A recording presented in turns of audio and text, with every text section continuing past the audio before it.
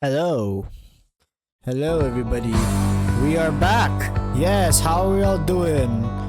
I am doing great. Unfortunately, um, yeah, I have a lot of schoolwork, so I'm trying to finish it all by this weekend. So that way I get more time to stream. But right now, we are just going to be playing. So this is the first of 3 streams, which will be Ace Attorney's series finale. That's right. And then after this, you can expect a video coming out later this May. But right now, we are gonna be. This is the first one, first part of 3, because I heard the episode 5 is really long. How are you guys? You guys good? If you're a frequent viewer, type 1 in chat so I know that you guys are alive. Hello. Hello. Okay.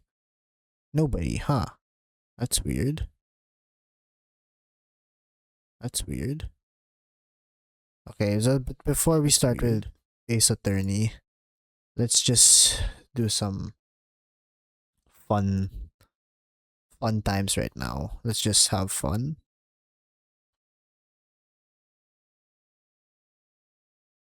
Okay, let's just have fun right now. I'm gonna switch to just chatting before we just do Ace Attorney. Hold on.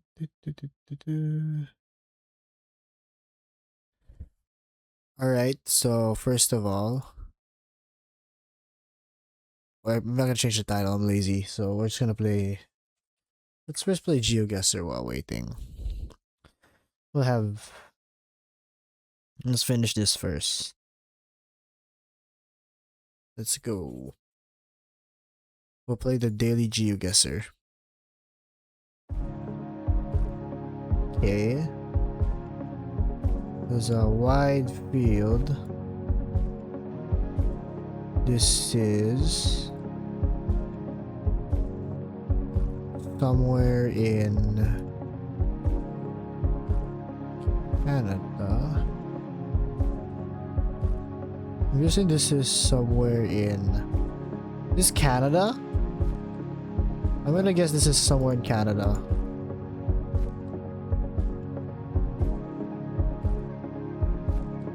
Okay, this is somewhere in rural Canada. Yeah, this is rural Canada.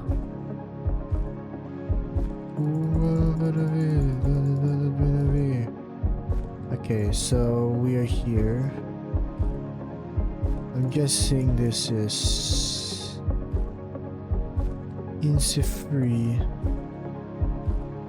I'm gonna guess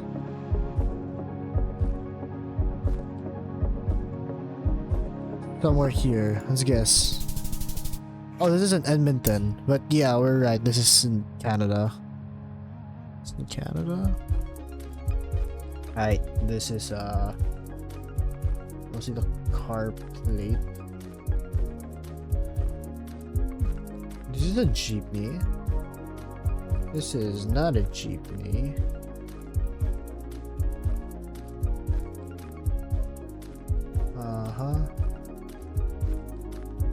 This one is...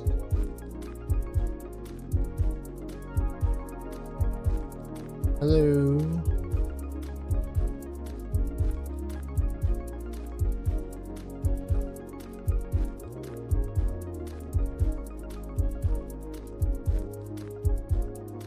Okay, this is Canada. I'm guessing this is... Wait. Is this the Philippines? Maybe this is the Philippines. I'm gonna guess Philippines. This is somewhere in Luzon. I'm gonna guess Philippines. Ah, no, this is in Nepal. Alright, this is Nepal. Third case.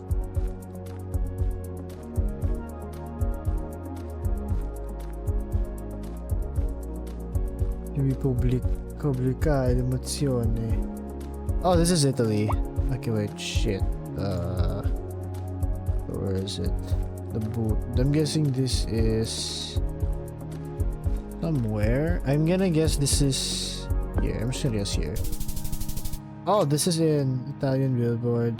This is in.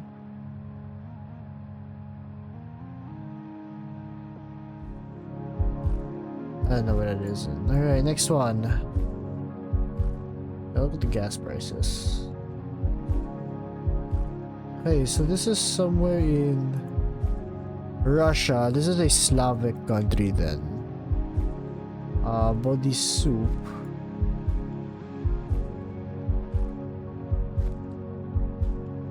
Body group. Okay, so this. The fuck? Oh, so this is Russia. This is somewhere in Russia. This is in Mongolia. Okay, Mongolia. Okay. Gotta move that far.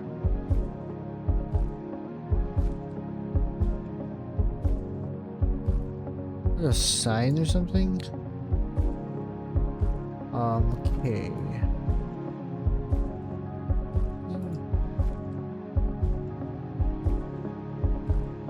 Okay.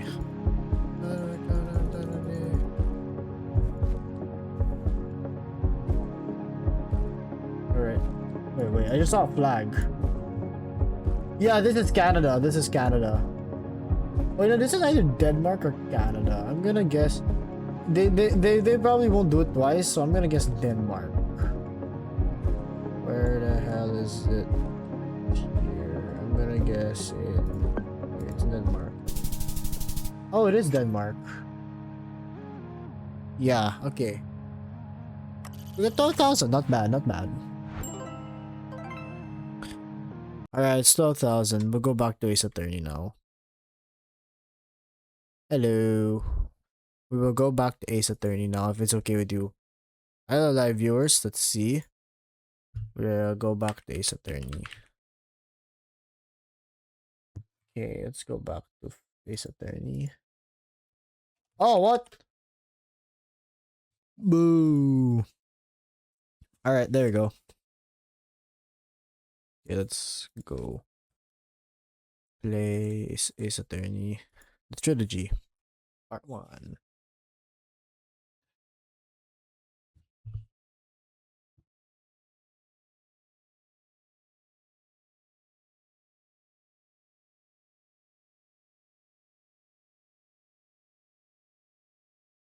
Hello?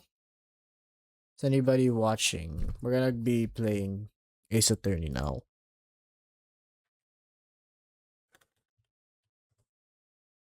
Let's take a look at the stream dashboard real quick. Let's see if we get any views. Take a look at the stream dashboard real quick.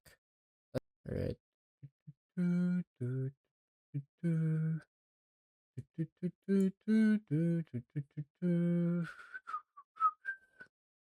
Hello, we only have one viewer right now. And that's me. I am sad.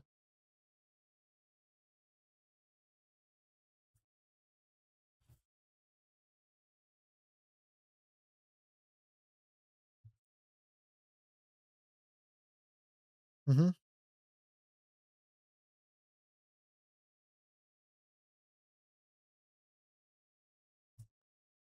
Is it starting? I think the case is starting. Mm-hmm.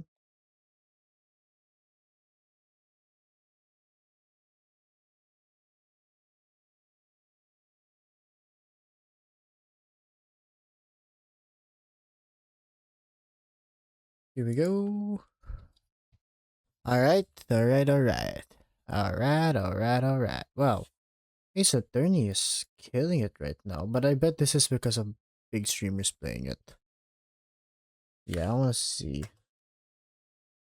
Let me entertain you. Bam, bam, bam. Entertain you. Bam, bam, bam, bam, bam. when did he start going live? UQ02. How many subs? 結婚ですね、ゆり結婚、はい。 So about と an もえさんと hour. 輪ゴム女の弁護側は事実の About an hour from now. He's been streaming for about an hour. I've been streaming for about 15 minutes. 5 viewers. They're all in Japanese, man. So this sucks. Oh, what? Ah, damn. Went down to 54.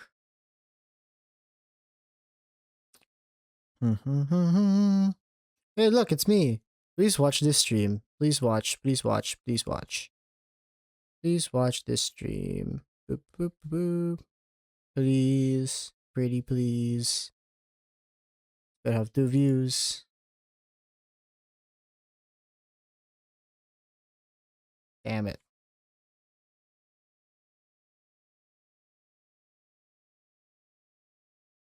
Alright.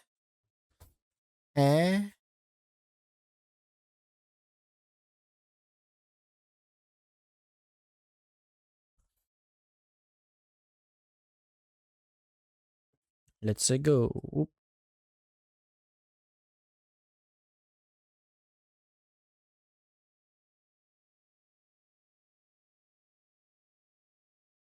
Okay, I think we're starting now. Let's go.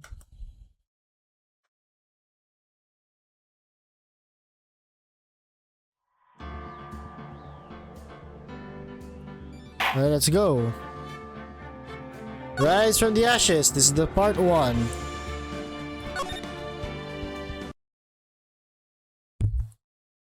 Let's start. Oh, we actually got an automated cutscene now. That's pretty good.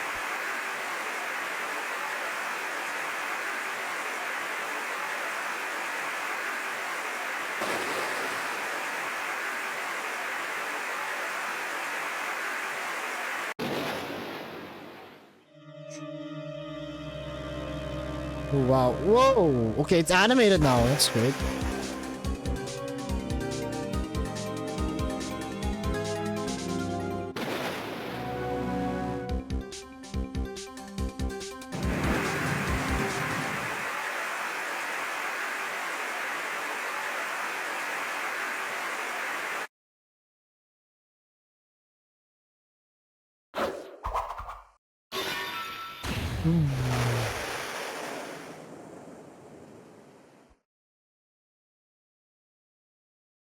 Oh, who's this?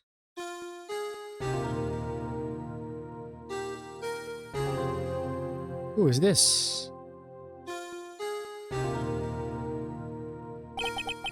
It's been 2 months since Maya left the office. 2 months without a single trial. I've had offers, but none I took. That is, until the day that girl showed up. February 22, 10:22 a.m. Right in Cola office.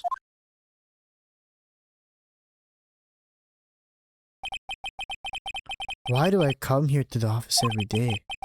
It's not like I want to work. There you are. Finally. Where have you been? My sister's trial is tomorrow. Were you? It doesn't matter who I am. It only matters who you are. Hold on, let me just fix the camera real quick. There we go. Fix that real quick. The famous defense attorney, Mia Fey. You do know Mia's a girl's name, right? Oh, you're not Mia Fey, are you? Well, no shit, I'm a guy! I'm sorry, but, Mia Fey is no longer works here. So you are the copy boy. I'm Phoenix Wright, a defense attorney. Right. Wait! You're the Phoenix Wright! The Phoenix Wright from the Edgeworth murder case? Yes, that is correct. It wasn't Edgeworth who was murdered though. That's a relief then. You're better than nobody. I'm sorry. I'm afraid I'm not taking cases right now. But you're Phoenix, right? Right? The undefeated defense attorney? Look, I'm not accepting any new cases. I'm sorry, but you'll have to try elsewhere. Please! I'm out of time! But, please, you have to help. It's my sister. Hmm? Oh no. Oh, I remember this. Maya. Could it be? Okay. I'll hear you out. Really? Thank you so much. My name's Emma. Emma Sky. I'm a scientific investigator. Yeah, Maya, have fun in spirit medium training. You've been replaced. We don't need you anymore. Have fun. Scientific investigator?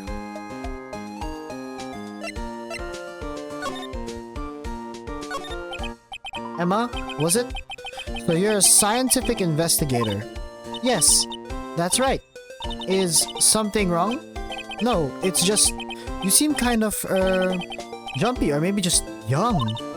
Young. I'll be 16 years old this year. Phoenix, I just have a genuine question. Why is there why are you hanging out with so much minors? You know, as a lawyer, like, that's not really a good look, you know? Oh, I see. Wait, only 16? I'm set to be assigned a forensic in 3 more years. My work is quite known at my age, no less. So what exactly is your current position then?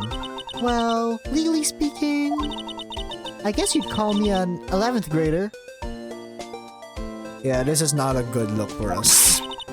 But I'm ready to do my job at my age, no less. Great. Another future professional in training. My god. So, what's this about a case? You said the trial's tomorrow? My sister didn't do it. She wouldn't stab someone with a knife. She wouldn't.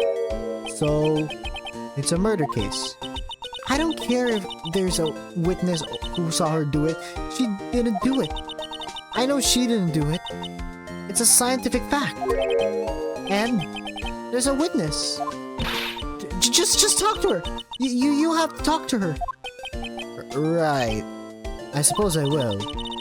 I promised I'd bring Mia Fey, but that's interesting.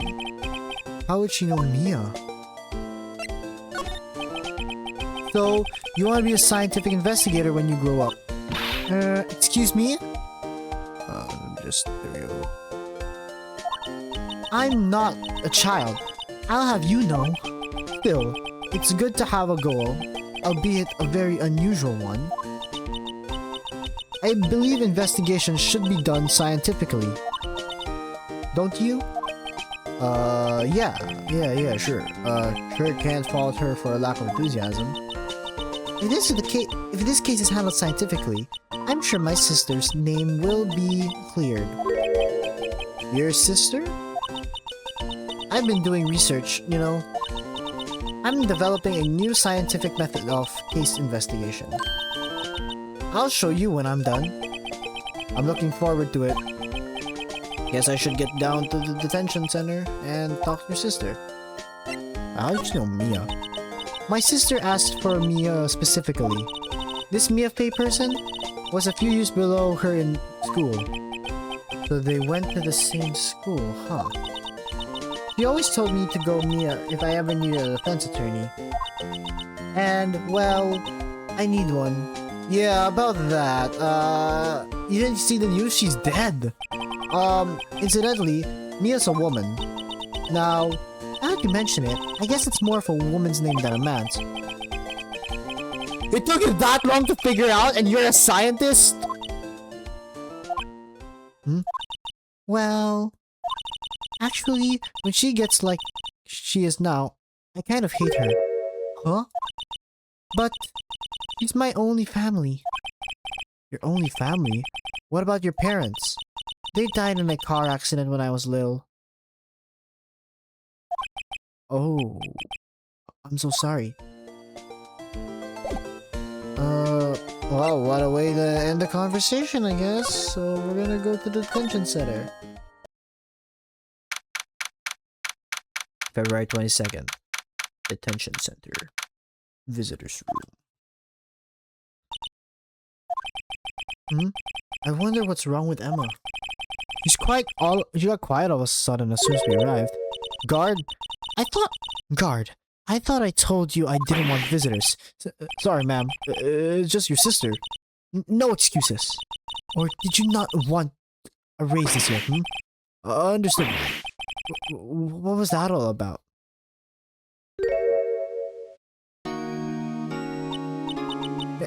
Hi, Lana. Funny. I seem to remember specifically telling you not to come here.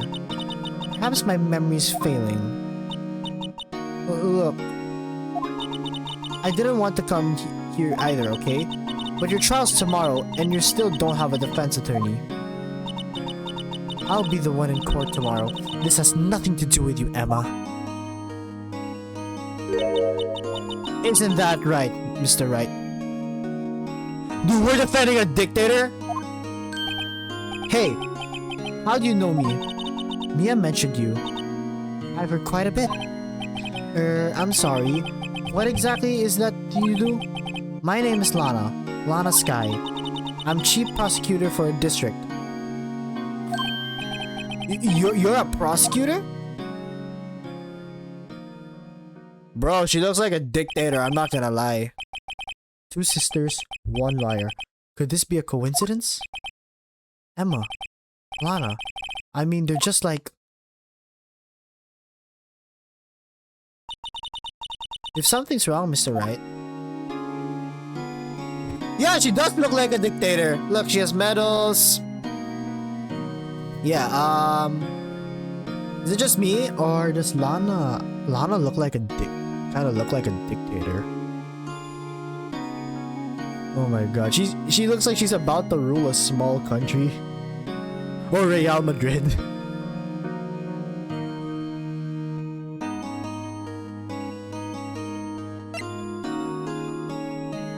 Alright, we need to...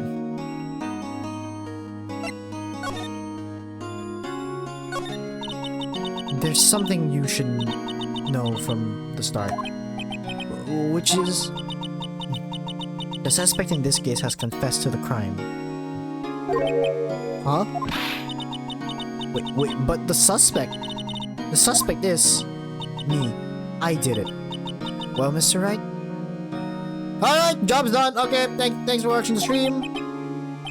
Well, why don't you begin by telling me exactly what happened? The crime took place yesterday, February 21 at 5:15 p.m. That's quite specific. It was in the witness's deposition. A witness clearly saw me committing the crime. My bad. That was a bit of bad luck, wasn't it? The crime took place in underground parking lot in the prosecutor's office. The body was found in the trunk of my subordinate's car. Prosecutor's office, huh? In your subordinate's car trunk? Classy. I was arrested on the spot, caught red-handed as it were. Well, thanks. That's just great. So, who was the victim? An investigator with the police department. I suppose the correct term is detective. A detective. Death was due to a loss of blood. He was stabbed once in the stomach. By you? Death was immediate, but the wound was fatal. I see. Allow me to repeat myself, Mr. Wright. The victim was a detective. You know what that means, don't you? The gumshoe? Uh-oh. What? What, Mr. Wright? What does it mean? Well, it means... The police department will consider it a matter of pride if you have me guilty. They will use any means to dispose so to do so. This case gets worse and worse, I learn. Yeah, is it just me, or does Lana kind of look like a dictator? Yeah, she looks like she's about to dictate a small country, or have me executed. All hail our supreme leader! All hail our supreme leader, Lana Sky! So, you're the chief prosecutor. That's correct. I'm responsible for overseeing every trial handled by prosecutors in this district. I make sure the prosecutors have what they need to do the job and manage every aspect. Those are my responsibilities in a nutshell. That's an awfully large nutshell. Still, I'm a little surprised. I would think you'd recognize the district chief prosecutor, Mr. Wright. Huh? In fact, it seems impossible. You wouldn't. Lana? What happened to your hand? Oh, this? I cut myself by accident. When I stabbed him, that is. Huh? I'm not very good at being a criminal, I suppose. Yeah, you already failed step 1 of being a dictator. You can't even kill properly. How am I supposed to defend this? Time to change the subject. Wait. She was in the class ahead of Mia, wasn't she? You were in school with Mia, correct? A few years above her. Emma told you that, did she? Well, why not? I did track him all the way from his office. Although it seems he has very little common with Mia. Hey! It was in law school. I was in my 3rd year and she was auditing the class. She was different than the other students. Different? She was strong. She'd do anything to become a defense attorney. Anything. That was probably why she was attracted to me. Excuse me. Oh, she gay? Intellectually attracted? Intellectually attracted. Lana was top of her class in school. I was the best there was. Oh. I'm doing pretty good in school too, by the way. It sounds a bit different when Emma says it. Well, Mr. Wright? Excuse me? As you plainly see, I'm admitting my guilt. I think it's safe to say there's no way you can take this case. None. But Lana? Why? Why are you doing this to me? You never think of anyone but yourself. She's a dictator, what do you think? I know you didn't do it, Lana. I know. So, how could you say that you did? If I lose you, I'll be all alone. I hate you, Lana. Alright, Mr. Wright? Yes? I believe our discussion here is ended. The rest, I leave to you. You mean you're requesting my services as your defense? Don't lose any sleep over it. Your client has confessed after all. The case is over. Right. I'll do what I can to get to the bottom of this. Okay. Lana has confessed to the crime, yes. But something doesn't fit. It's that look in Emma's eyes. There's something else going on here, and I'm going to find out what.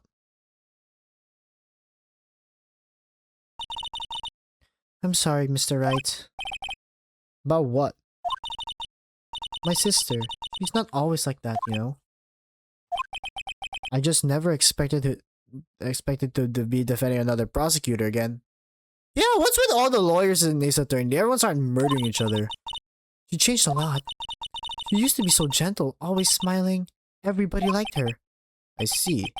Sorry, but I'm having trouble imagining that. What happened to her? I don't know for certain myself. I think maybe well, maybe not.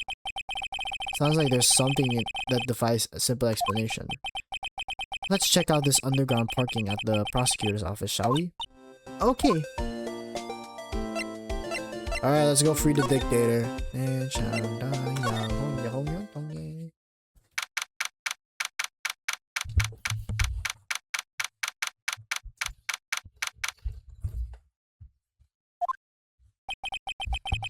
So this is the lot where it all happened.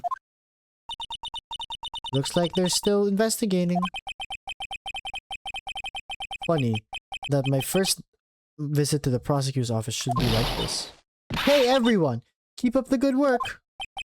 Hey, what are you thinking? Well, they're my co-workers in 3 years from now. No harm in saying hello. Actually, there is, you know. Attorneys aren't supposed to examine crime scenes. I'm trying not to stand out too much here, see? Hey there. You suspecting unnoticed your partner? Partner? That your film partner? Oh my god, it's a cowboy. What do we have here? Looks like a Bambino got loose on the ranch and is up to no good. Folks gotta learn to keep them doggies tied down, partner. Mr. Marshall? Oh, okay, I have a good voice here. I'm gonna make him sound like Soldier Boy from The Voice. Mr. Marshall? Marshall looks more like a sheriff to me.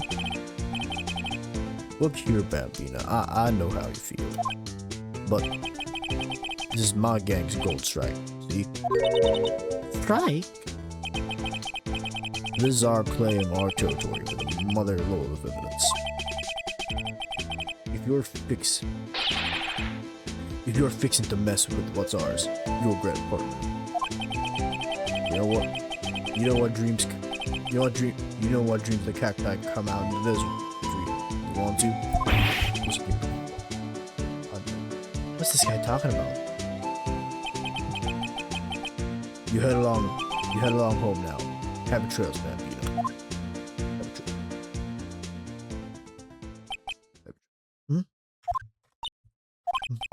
Was that Ray a friend of yours?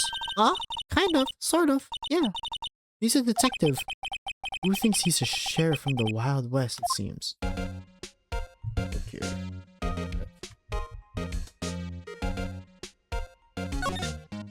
Yeah. Look, a door. This must mean something. I'm not sure that doors mean anything. No, it won't open. A mysterious lock. I failed to see what's mysterious about it. Mr. Wright, you need to learn to enjoy life more. Let's finish our investigation first, shall we?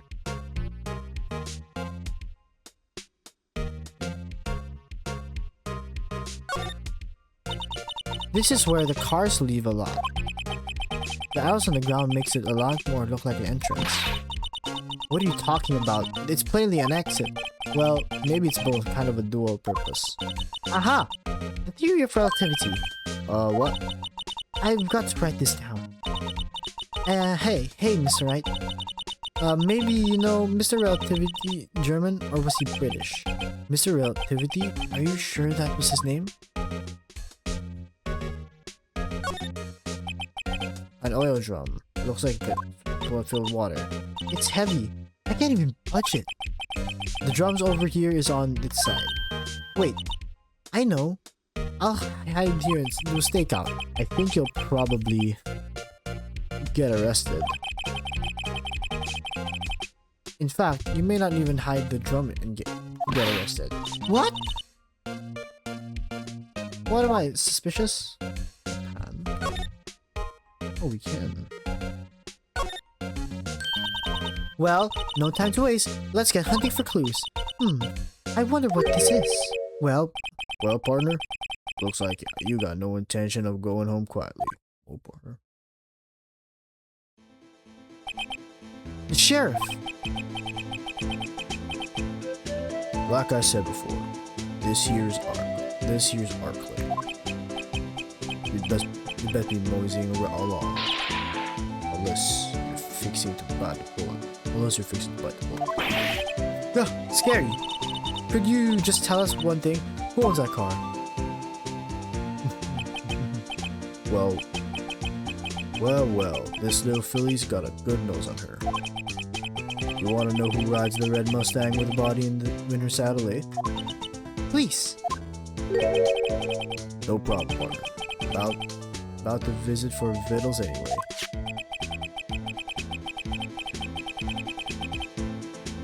Get yourself to the saloon up on the 12th floor of the prospector's office. Might just find you a survey so you like. Prospector's office? Where did this guy think he is, and where for that matter? Note to self. Look up Vittles Saloon Cerveza. Maybe we should check out room 1212, the High Prosecutor's office.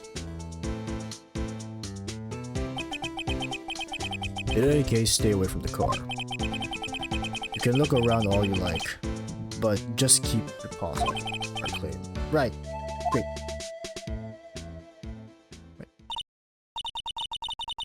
Great.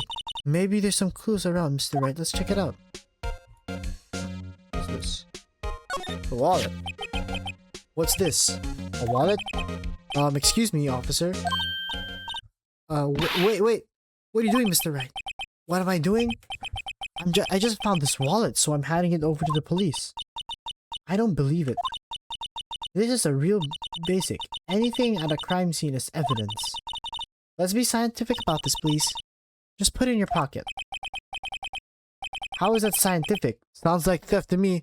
Okay, we're definitely going to jail. I miss Maya already. Wallet has been hastily stuffed in the pocket.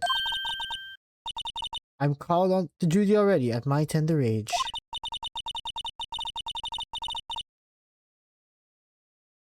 Here, I'll teach you a trick to examining evidence, okay? By the way, her eyes are sparkling. I can tell she's waiting for this. Okay, now. Look at the court record. Okay.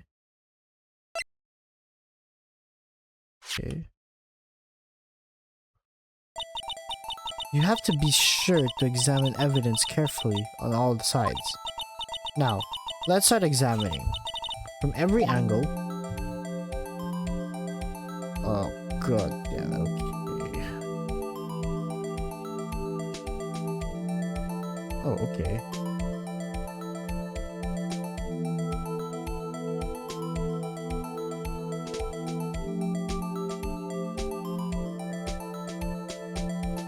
Let me zoom out.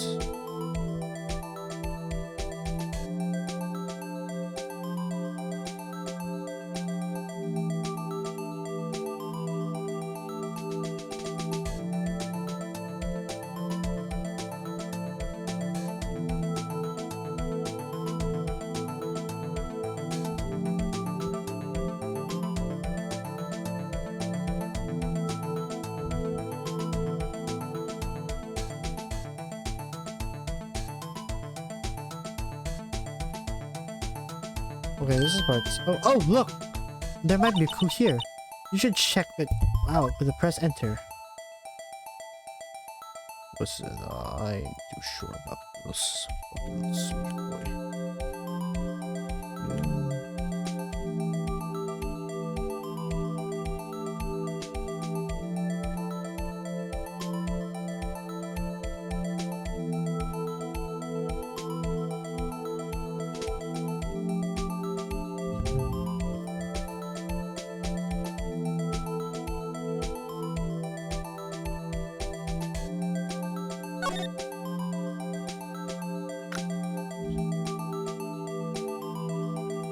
Okay, there.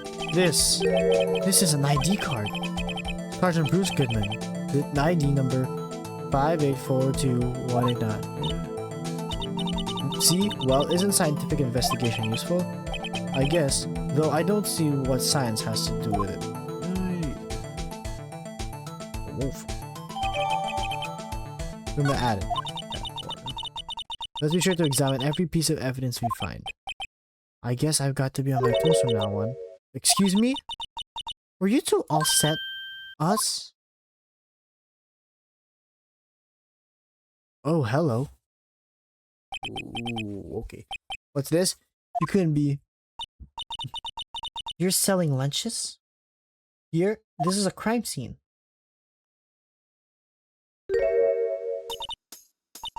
Hello.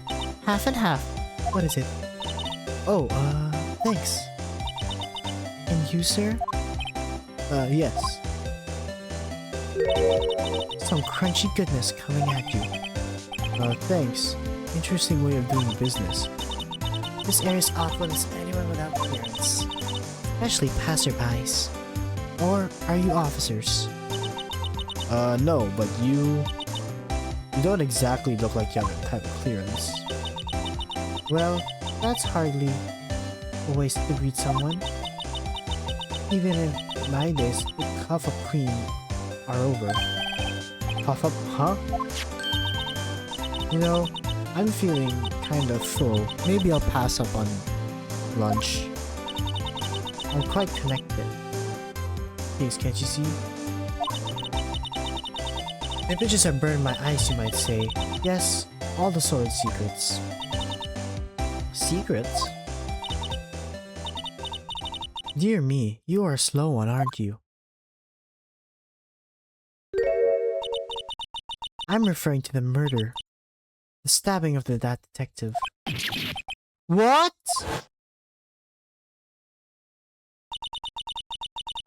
A witness clearly saw me committing the crime. Oh, she's the witness. You mean you're the witness? My sister was talking about? Please, cough up, Queen. Tell us what happened. The name's Angel Star. Don't you go forgetting it. Or, before you know it, I'll have you whimpering at my heels. Yes, ma'am.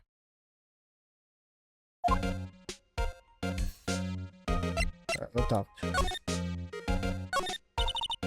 Somehow, I knew. Yesterday was a day of destiny. I knew something was going to happen. Just like I know that the daily special on Friday every week is salmon. Destiny? Was yesterday's special for some reason? You're a defense attorney, right? You should know then. You should know the foul, the misdeeds of evil ones who haunt this iniquity. Evil ones? Prosecutors. They have no qualms at all blackening the name of the innocents. And yesterday, they paid homage to the most evil one of them all. They gave an award for the king of the prosecutors. What a farce. So she's saying there was some sort of prosecutors convention yesterday. Oh hell no. That's my worst nightmare. I was almost compelled to lace their lunches with something foul. Do you have a personal grievance against prosecutors or something? Or is it there's some kind of scientific evidence of this? Evil. Young miss, talk me at your own risk. You'll soon find out why they call me Cough Up Queen. Ew. The most heinous of evil on them all, the one they awarded yesterday. It was in his car that they found the body. Prove that he devours the evilest of lunches. Really? Really? What? I'm totally confused. Wait, hold on. I think something's due. I'm gonna check real quick.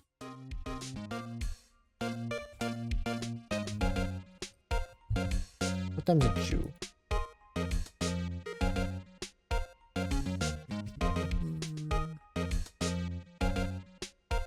I'll see what time something's due real quick.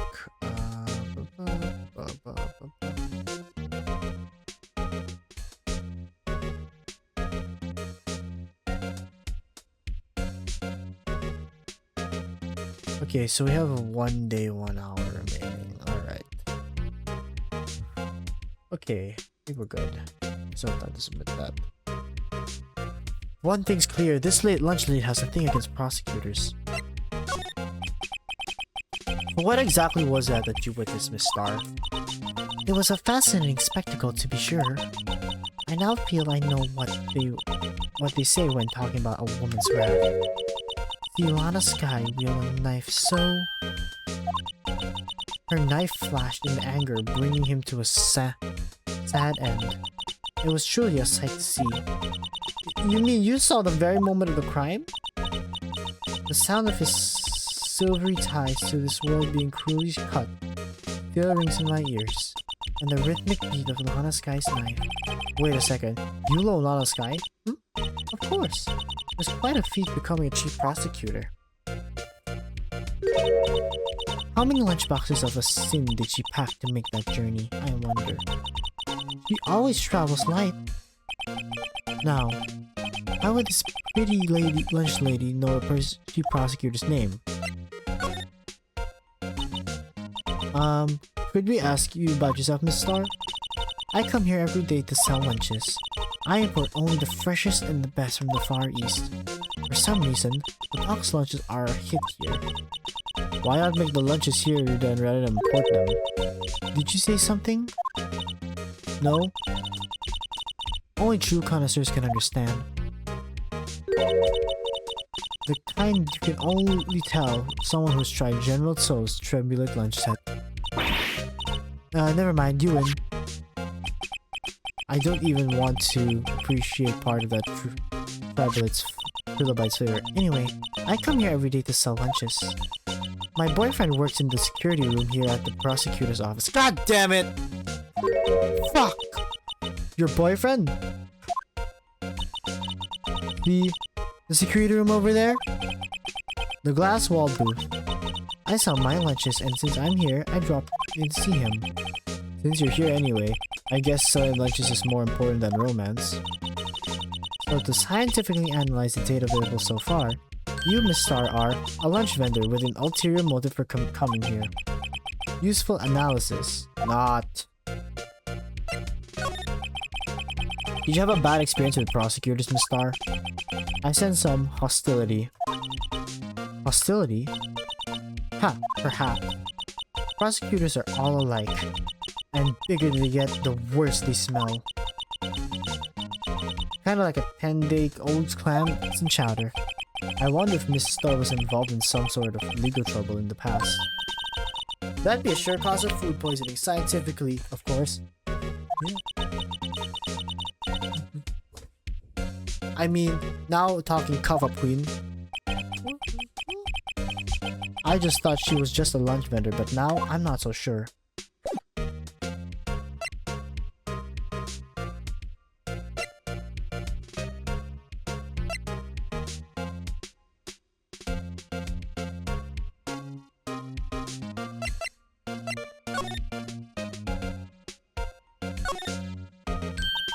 Aha!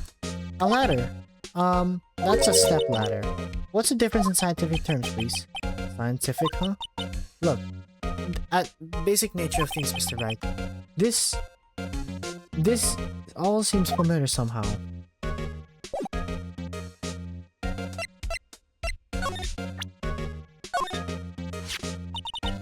A defense attorney must be able to fight. How about you? Do you think you can win? How about tackling Lunchland's Pickle Supreme Lunchbox? Wow, it's really crunchy. A box of pickles, kind of savage lunch if you ask me.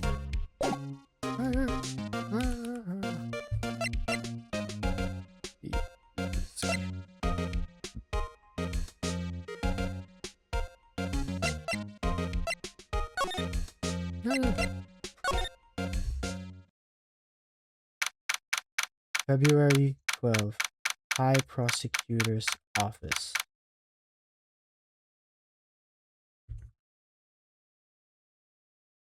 Wait, who's the boyfriend? I wonder.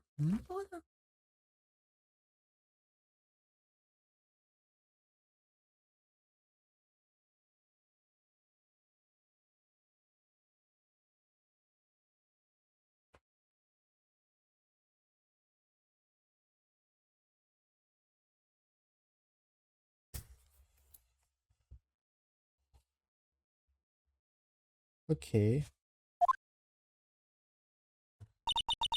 This is the kind of room that just screams, I can do the job. Quite a change from your office, really. Thanks.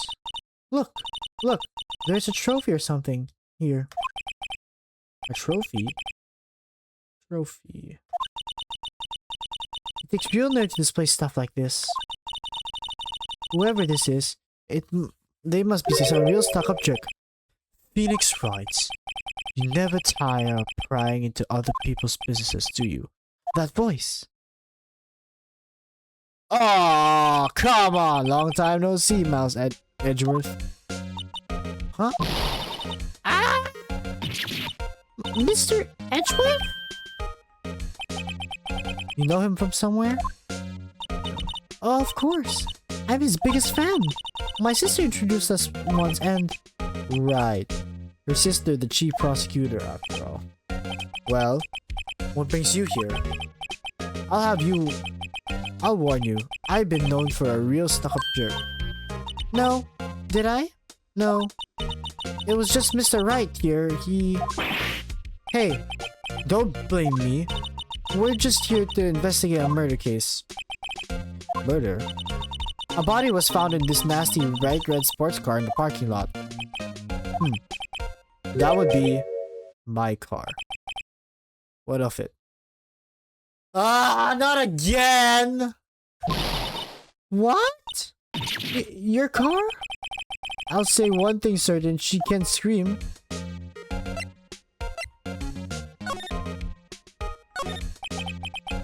So the body was found in your car. Go ahead, say it right. You think I did it, don't you? After you went through all that trouble to help me last year, no less. No, we didn't. We don't think you did it. I mean, it was my sister who stabbed him. Wait. No, she didn't do that. I mean...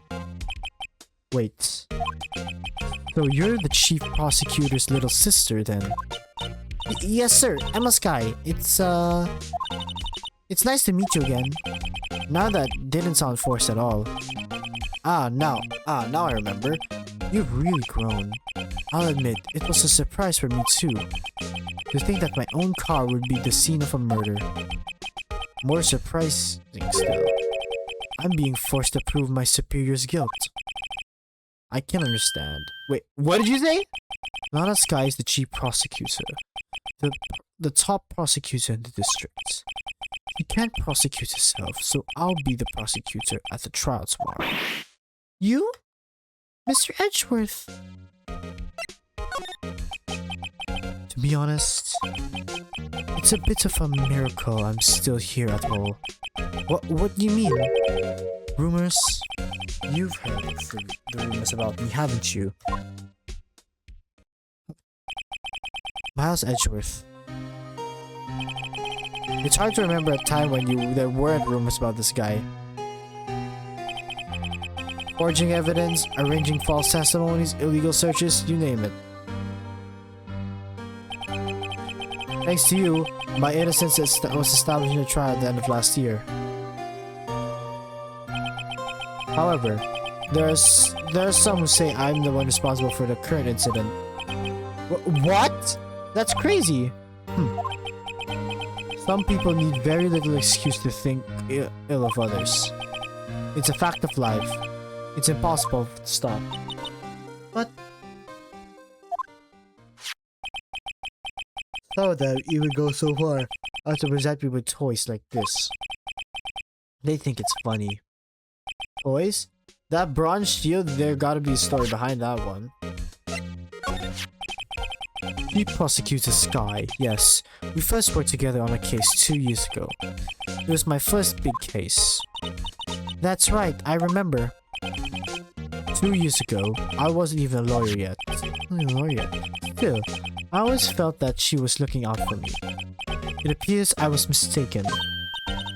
Mistaken? Why? I mean, I know she's not the warmest person, but I'm sure she felt some responsibility for you. Then, why? Why did she stab someone in the trunk of my car? In the trunk of my car, you died, and I didn't even try. Not a single tear. Wait, is that David?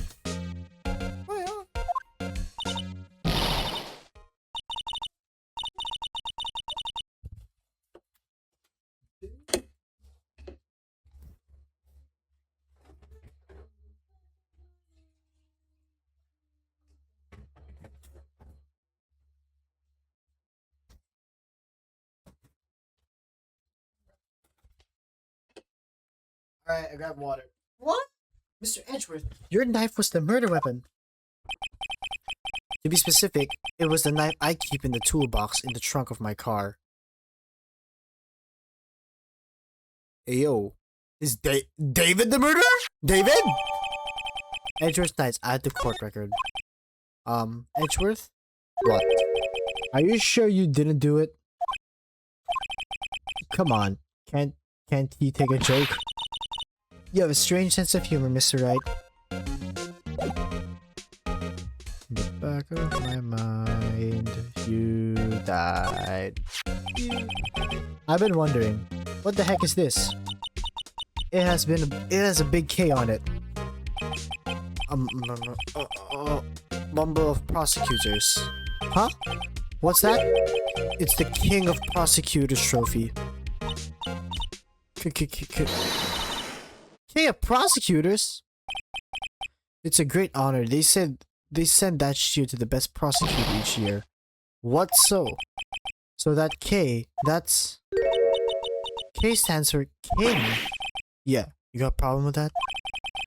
I didn't design the thing. King of prosecutors. Kind of like employee of the month, only better. King of prosecutors trophy.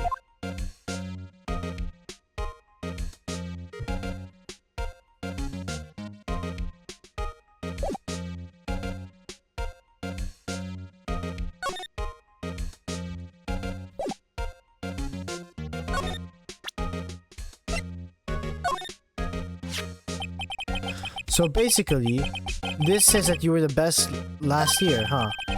You can take that foolish grin elsewhere, right? I lost a day of work to receive that travesty. Huh? Why is that? I had to go to the police department to receive that broken shield. The police department? Yes, right next to the police station downtown. You've been there, haven't you? Where Detective Gumshoe works, yeah. I was wondering something about your shield. Why is it broken? What does it matter? I've got more important things to worry about. Oh, right. He doesn't seem too concerned about his award, for better or for worse. Yesterday was a very busy day for the prosecutor's office. Maybe we should ask him more about yesterday.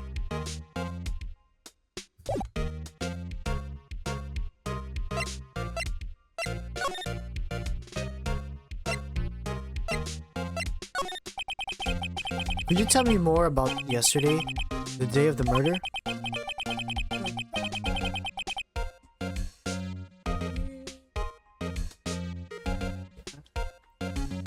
Yesterday was the annual cleaning day at the prosecutor's office. Cleaning day? Working with the police department, we sort of file all the evidence for solved cases. We call it evidence transferal. Wiping your hands of old cases, in other words. Oh, and another thing. A ceremony was held at the police department. There's the annual review and awards for outstanding police officers and prosecutors. And that's where you got the shield? I was at the police department yesterday afternoon. I got back here at 5:12. That's very precise. People like myself and Edgeworth pride ourselves in our precision, Mr. Wright. No, I place little faith in my memory. The only thing I trust is solid evidence. Edgeworth's parking stub added to the court record. This is the parking stub on the underground lot. The murder took place around 5:15. So the murder happened right after you got back. What right? I'd appreciate you if you direct the suspicious glare elsewhere.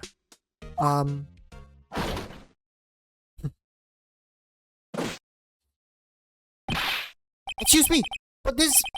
What the... Excuse me, but is Mr. Edgeworth anywhere on the premise? I'm Edgeworth. What is it? I'm here, sir, at the request of the chief. Sir, I've got your report, sir. Reports? What? Did you find new evidence in the case against Street Prosecutor Scott? I don't like the way the conversation is going at all. Sky, sir. No, sir. No name of that kind, not on this report, sir. I think I just heard Edgeworth's lid blow. Mr. Edgeworth, lid isn't on very tight, is it? I made a clear request to the police department that I not. I need to focus on the trial tomorrow, so don't bring anything unrelated. Sir, but sir. I'm just following orders, sir. They told me to bring this to you. I wasn't aware of the particulars of your arrangement with us, sir. Give me your name. Yes, sir. Meekins, sir. Officer Meekins. Right, Officer Meekins. Take your reports and leave. And good luck with that raise next month. But sir, I didn't know. Poor guy. Looks like he was absent on the day they gave our brains and good luck. I feel sad for him. Right. Yes, sir. He caught me off guard. As you can see, I'm busy. You may leave now. Let's do what he says, Mr. Wright. The victim was a detective from the same department as the patrolman just now. Go down to the police department. You can ask more there. Thanks.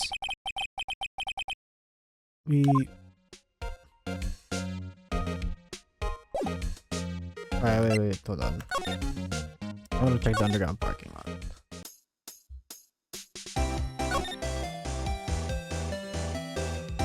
Wait, fuck, I missed it?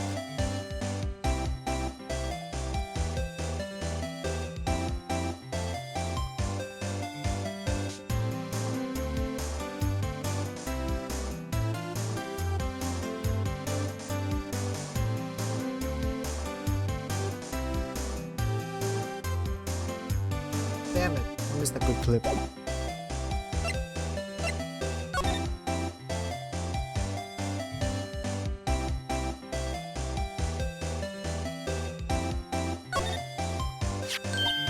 Here, let's phone. Let's see if it works. Hey, don't touch stuff we don't need to be touching. I can't hear anything. My ears! No, my ears! Maybe it's due to the barometric pressure. What's she babbling about? Hey, what did you just say? See? You can hear just fine. The phone's broken.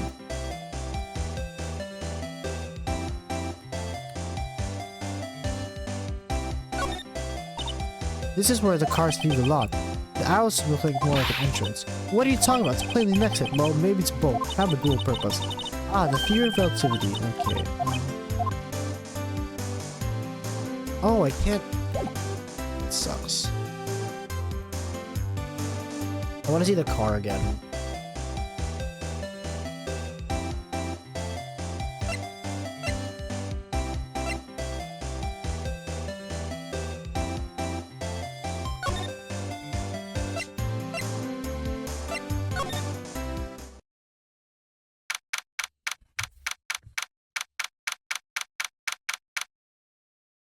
Police department entrance.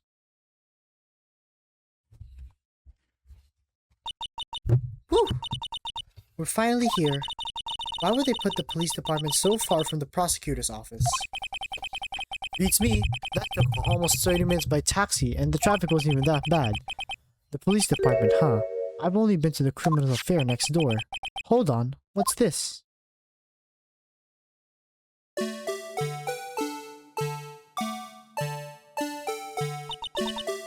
Disturbing. Why does that undulate look like that? Oh wait, I know. This guy's the Blue Badger. They're trying to make him the police mascot. Wow, Mr. Wright. You sure know about the police. Still, he does seem familiar somehow. Forget the Blue Badger. Who's that next to him? Someone appears to be dancing with the Blue Badger. Uh-oh, he noticed me. He sure is running over here fast. Hey, pal. What are you doing here? That's my line, Detective Gumshoe. Specifically, why were you dancing over there? What? Well, at least he doesn't seem to be busy. This is our chance to get information. Hey, pal. I'll have you know that I'm a very busy man, pal.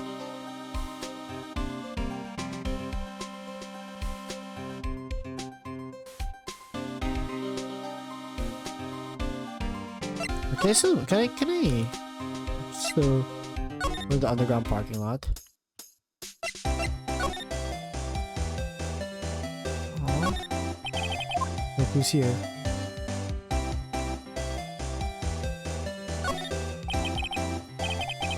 Looks like it's filled with water. This thing, I think I realized that. Wait, I can't move left.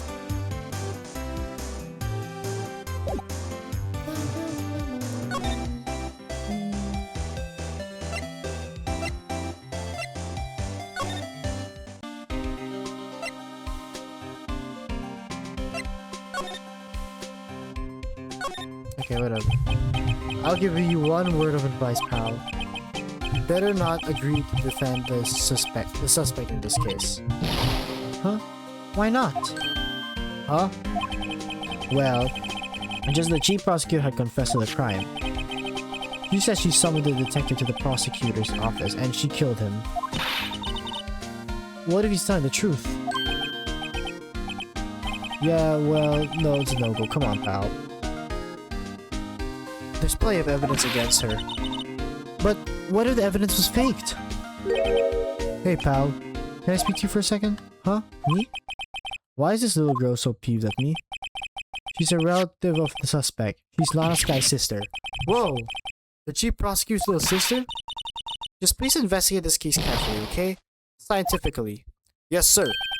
Oh, by the way, you might want to keep your voices down. You don't want to be overheard using the words like faked. Huh? It's a sensitive issue with us these days. So, what are you doing here, Detective Gumshoe? Me? Oh, well, it's nothing really. They kicked me out of the criminal affairs. Detective Gumshoe? What did you do this time? What do you mean this time? Then, what happened? I know things are busy right now. I mean, with my little sister's case and all. It's true. We've never had a chief prosecutor murder anyone before. Only the highest ranked people are being let into the criminal affairs now. The lowest ranking guy in there is our chief of detectives. They're not letting any of us ranked and file detectives in at all. None of you? I know this is an important trial, but isn't that a little odd? So anyway, I thought I'd spend the day getting the badge dance down. Isn't that anything you could do? The chief of police himself is directing this investigation, pal. And Officer Marshall was assigned to the underground parking lot. Officer Marshall? Now that I think about it, Emma, did you seem to know that Marshall guy? A patrolman in charge of a crime scene. It's unheard of, pal.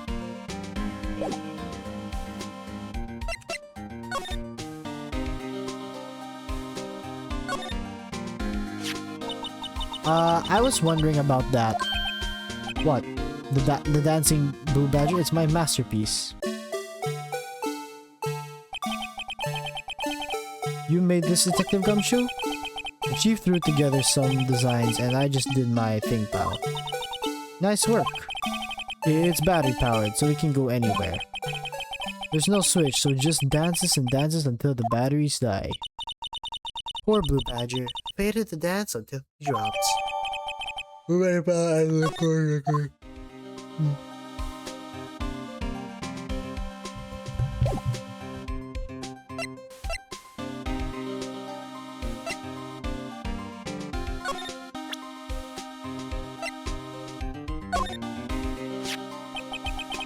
Detective Gumshoe? What can you tell me about this? Huh? Hey pal, this is detective's ID card. You can't just keep that, you have to turn it into the police. It's people like you that get me in so much trouble all the time. Meaning Detective Gumshoe must have dropped his card a lot. Let's see, Bruce Goodman. Goodman? Sounds familiar. Nah, my mistake. But, did you work together with him in criminal affairs? Whoa, now I remember. Bruce Goodman. He's the victim. That's what I thought. Can you tell us more, Mr. Detective Gumshoe?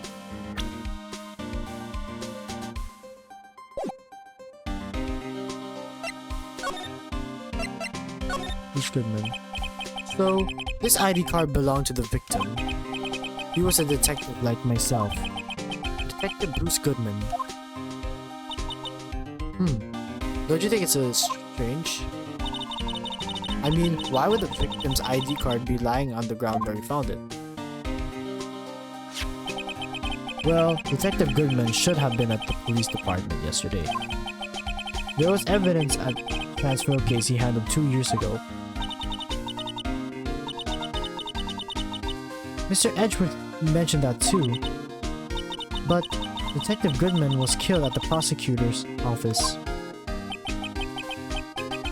Well, that's the thing. It's hard to say this, but word is that Chief Prosecutor Sky called him out there out of the parking lot, and Lana's confessing as much.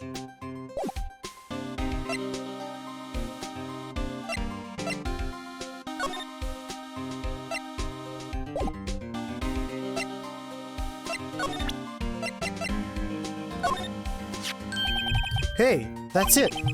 That's the King of Prosecutors award that Mr. Edgewood got yesterday.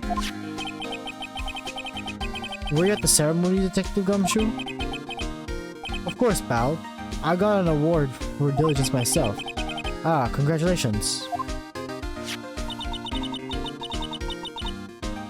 I was wondering, why was the award a shield? And why is it broken? Oh, there's a lot reason. I'll tell you what it is later. Apparently he's forgotten. But I was proud of Mr. Edgewood for winning that award. Even with all the naysayers in the prosecutor's office. Naysayers must be because of the rumors.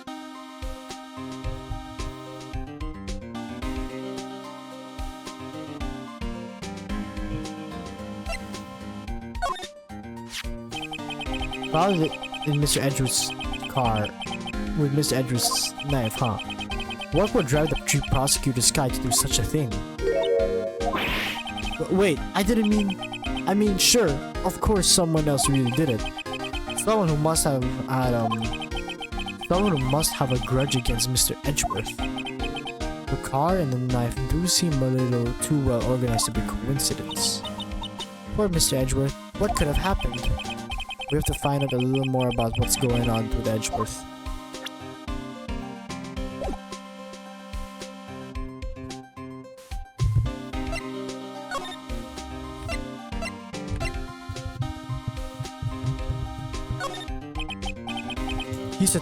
He's in a tough spot again. Again?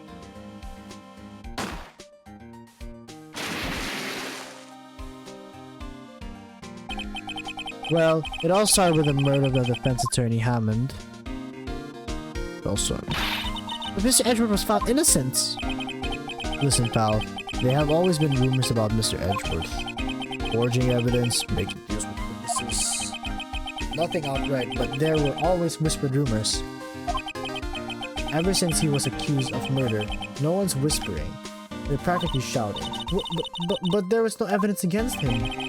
Well, Mr. Edgeworth has always had an unusually strong ties to the department higher-ups. It's only natural for people that would be suspicious. I had no idea he was under the gun. Anyway, this is the latest case that started a new rumor. People say the only reason he took this case is because he's aiming for the chief prosecutor's position himself. What? But I know the truth, pal. Nobody wants to be in the one who has to prosecute the chief prosecutor. Mr. Edgeworth's biting the bullet on this one. He's doing this for all of us. And that's all I know about that. I'm not officially on the case, you know. Thank you. Why are you handling the case, Detective Gumshoe? We met the guy who is... What's his name? What was his name? The guy in the parking lot? That'd be Officer Marshall. He was appointed directly by the Chief of Police. Officer Marshall, is he some kind of Wild West sheriff or something? No, Jake Marshall's just a regular officer. From West LA. For the moment there, I wasn't sure. Look, pal, just let me try to make things a little easier for you. Show them this and let you examine the crime scene, maybe. I'll be surprised if he gets us anywhere. Just act like you're supposed to be there, and nobody will look at you twice, pal.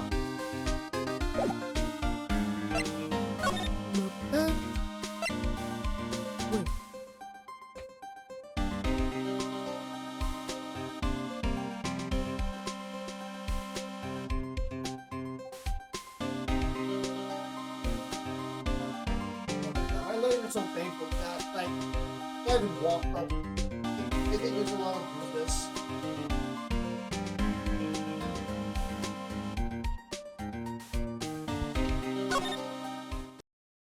Alright. February 22. Prosecutor's Office. Underground parking lot. Looks like the investigation's still going. I have to get back to the shop. Sorry, looks like I'll be stuck in this pit till the sun sleeps. I'll see you in my dreams tonight then, baby. Oh, okay. Oh, still here. Ah, hello. Why the surprised looks? Did I mention it? I've got a boyfriend in criminal affairs too. What happened to the security guard? Hey, what's wrong, Bambino? You're looking like a doggy that's lost its herd. Jake Marshall. Strange guy to put in charge of the crime scene.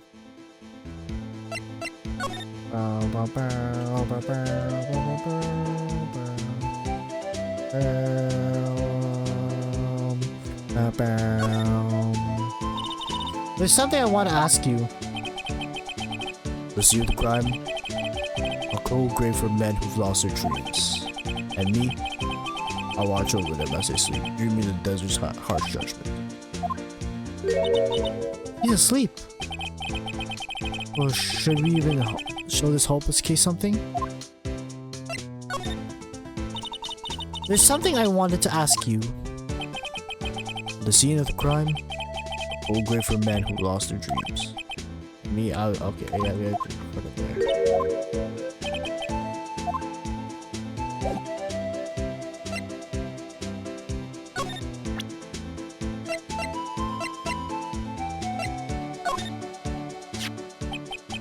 Would you just mind reading this for me? What's this? I warn you. Fan letters to me go right into the spittoon. It's a letter of introduction from Detective Gumshoe. May we investigate? Gumshoe. Ah, that old cow dog. He's holding a birthday party or something. Huh? Look, where it should say letter of introduction, it says invitation. Ah, I think he just miswrote it. Wait, why am I getting defensive here? No worries. This proves it's from Detective Gumshoe. Better than a blood test. Yes, I'd better let you in then. Thank you, Officer Marshall. Oh, right. He's a patrolman, not a detective. Which reminds me.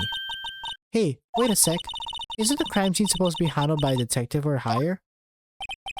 Well, folks. The crews are calling. Welcome to our gold strike. Be like the settler. Strike down for lands unknown. Manifest destiny. Let's have a hoot nanny. Note to self. Police investigations are like settling land. Well, Miss Wright, what do you say? I say I won't be needing this anymore. Further Gumshoe's letter of introduction crumpled and discarded. Up.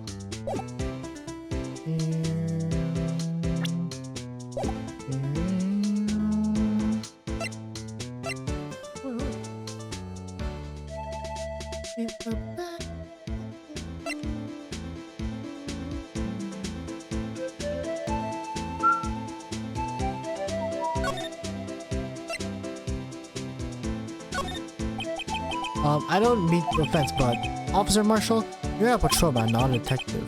You could call me out. They shoot you for that in Texas. Huh?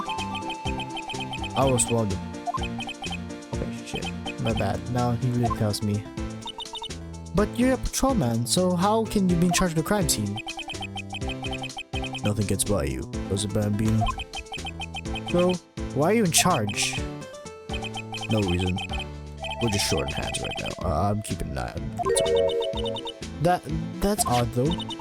Detective Gumshoe was saying he had nothing important at least. He's nothing but a sad old cow dog that I find in his tail. That can't find his tail.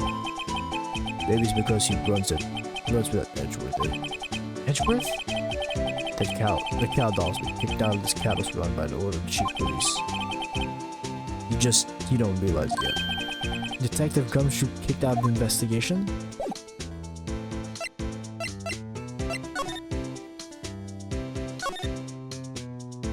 Wait, hold up. Wait, there's a dead body in the trunk?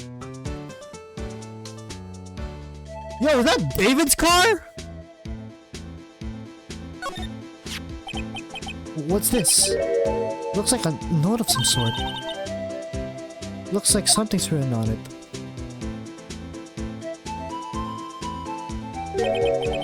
You're right. Let's see. 67S122. There's a name printed in the paper above that. Goodman. Maybe it fell out of his pocket when he was killed. Well, so? What does it mean, Mr. Wright? How am I supposed to know? Note to self. For deductive reasoning, go to Edgeworth, not right. I'm sure Edgeworth wouldn't know what this means either. Goodman's note added to the court.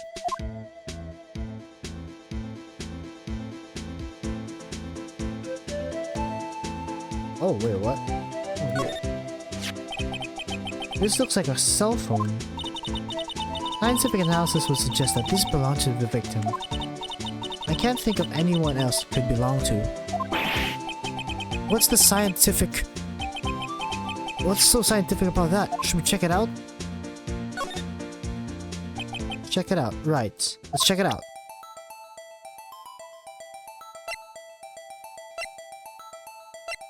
Why is this so slow?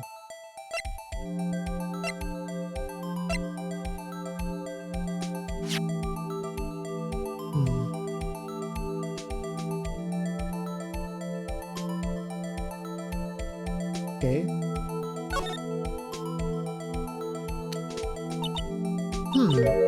This phone's still on the redial screen.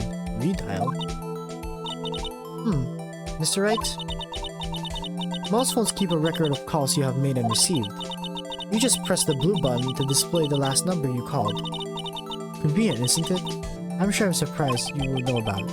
Sorry to disappoint you, but even I know things like redial. Huh? Oh, I'm sorry. I never know from people from my generation. Hold up. Yeah.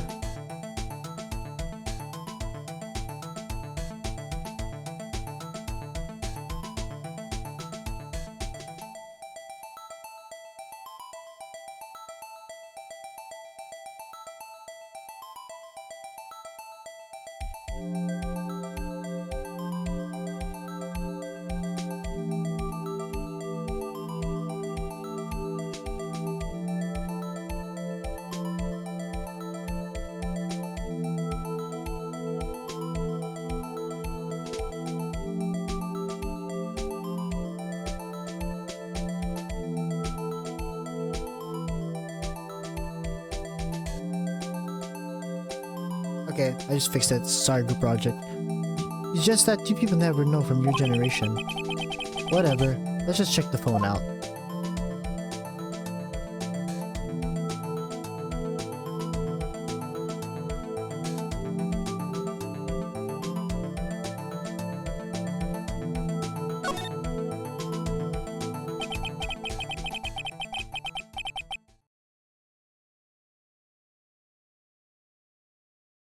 Now, to see who the owner was that called last. Note to self, a defense attorney doesn't think first, he just pushes the button.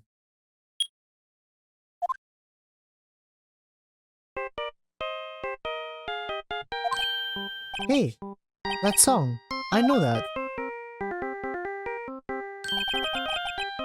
Hey, what's going on over there? Sorry. I see you, partner. You pressed the read down that phone, didn't you? Well, yeah. Whose phone is that anyway? It was on the ground over there. Whose is it? That belongs to Chief Prosecutor Sky. What? It's my sister's? He apparently dropped it when she was taken into custody, right after the crime. Look, last call was made right when the murder occurred. Look, looks like she was fixing to call someone. Except she only spoke for a few seconds according to this. Who did she call? No idea. Sorry, partner. Now, I got a question for you, partner. I heard a phone ring just now. One of those new fangled ringtones. Oh, that? Oh. I'm sorry, that was my phone. What? Your phone? Yeah, it's kind of strange, but someone called me right as we picked up the other phone. A wrong number. I hope you're not lying. They'd shoot you for that in Texas, partner. They'd shoot you for that in Texas. Uh-oh. I've incited the wrath of the Lone Star Patrolman. As the court record. Listen, I'm a fucking...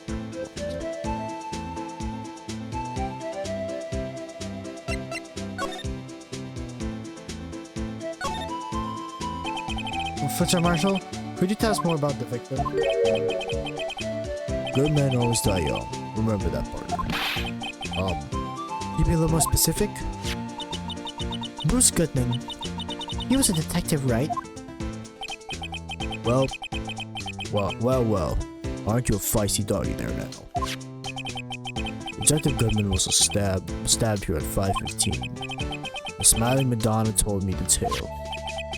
I think he means the witness Miss Angel Starr. Once after the chest, fine piece of work. This here's the autopsy report. Goodman's autopsy?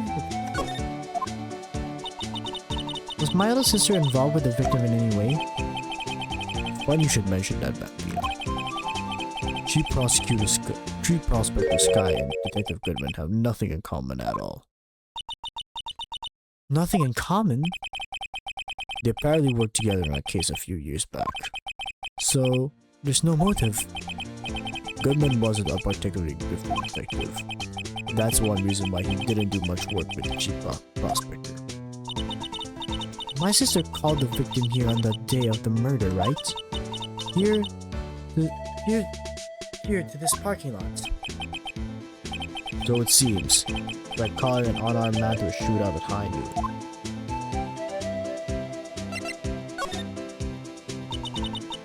So there's no connection between Goodman and my sister. That's correct, but there's a goldmine of evidence against her. And the prospector tomorrow is none other than Edgewood himself. I'm afraid your sister's fate is decided back now. Many condolences. Officer Marshall? Yeah, Bambino. How can you say that?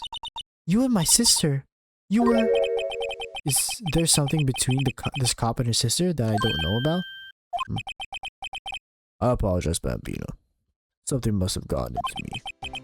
Maybe it's that dry wind that's a blow into the prospector's office. Dry wind or ill will, someone's up to something here, but who? Suspicious about Mr. Edgewood has been flying around for nearly 2 years now. Forged evidence and arranging testimonies, you mean? Forged evidence and arranging testimonies, you mean? He was unbeatable because he did whatever it took. Unbeatable, that is, until he met you. But rumors are just rumors, aren't they? These are prosecutors we're talking about. Evidence is everything to them. If you follow the rumors about Edgeworth to the source, you find one person. But they're off limits, untouchable you might say. One person? Who? Hate to say this, but it's your sister Bambino. Chief Prospector Lana Sky. What? My sister? Edgeworth couldn't rustle all those cattle by himself. Some people load their guns with bullets, some people load them with deals. What are you saying? Edgeworth was making deals to win trials? Where there's gunshots, there's bullets. That's what the old timers say. There's a big old secret hidden around here somewhere. Everyone knows it. It's why Detective Gumshoe was taken off the case. Did they target him because he was closest to Edgeworth? So, well, how are we doing, Mr. Wright? I guess we've got some clues. We have an autopsy report and a note from the victim's cell and a cell phone. So, you think we'll be okay? Well, the only thing bothering me is that Lana's confessing to the crime. She says that she did it. No problem. I can guarantee that she's not the criminal. Oh, by the way, Emma. Yes? I know that song your phone plays when it rings. What?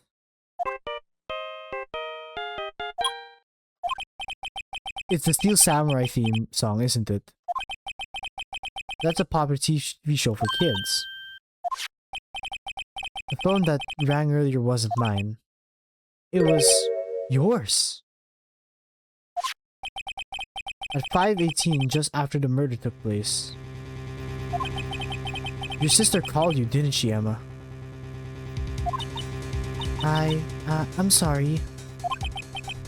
Can you tell me what you talked about? She hung up right away. see.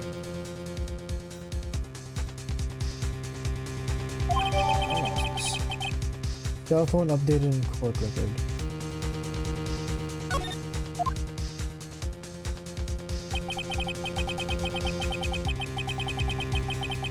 A detective is murdered and the suspect is a top prosecutor in the district. Got a bad feeling about this. Now everything is still like the moment. That 5 already told me everybody's fly. DJ spin, I said my mind. Flash is fast, flash is cool. Friends walks about. Huh? Did my stream crash? Is it frozen? The hell? Oh, what?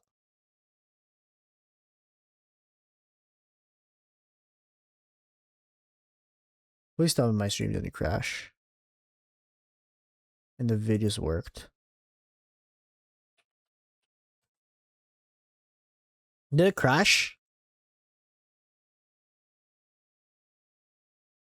Oh my god, it crashed. Wait, what? Oh my god, it crashed. Wait, what? Oh my god, it crashed. Huh. Wait, what? Oh, that's weird. Oh, my OBS is lagging. Shit.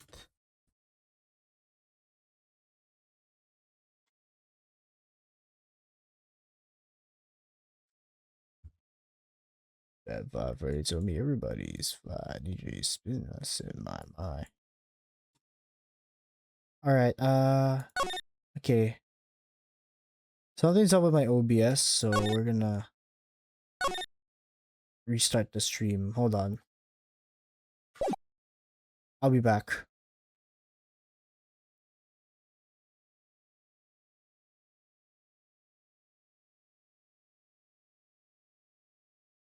Sorry for the delay, but the stream has crashed. So my OBS crashed, so I needed to fix it. But anyway, let's go back.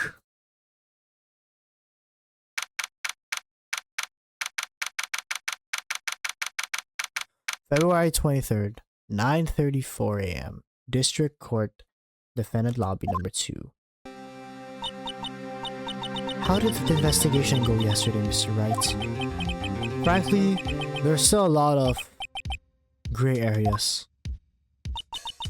Or rather, the whole thing is just one big gray area. Don't worry about me. No matter what the outcome, I'm ready to accept my fate. Damn, she's given up already. I believe in you, sis. Miss Wright, let me offer you a word of advice. Yes? A defense attorney should never believe their client. Huh? The defendant is called to the trial because they are suspected of wrongdoing. Never forget that. Miss Sky, you remind me a lot of Mia. But there's one decisive difference between you and her. And that is, you're not a defense attorney.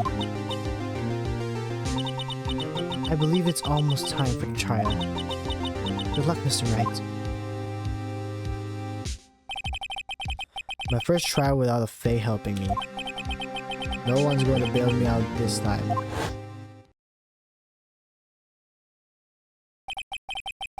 I'll be alone in there. So, I'll have to discover the truth all by myself. Let's do it, Mr. Wright. I'll be with you all the whole way.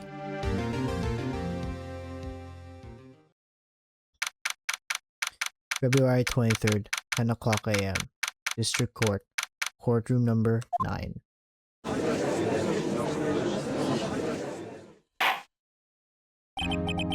Court is now in session for the trial of Miss Lana Sky. The defense is ready, Your Honor.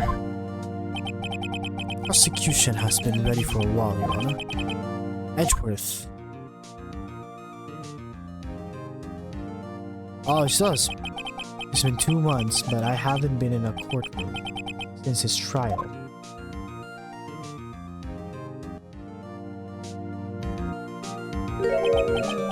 I hope that personal feelings will not be part of this proceedings today, Mr. Wright.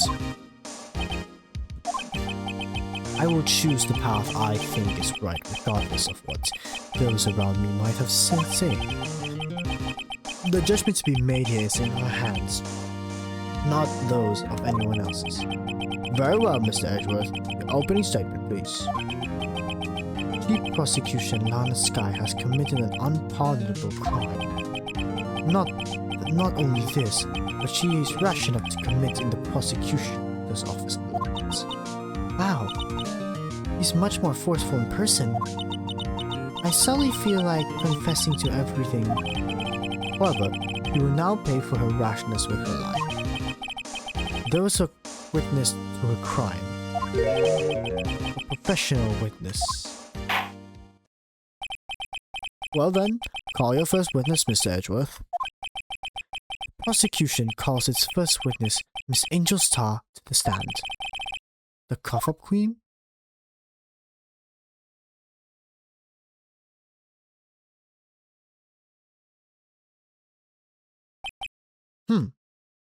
Haven't I seen you somewhere?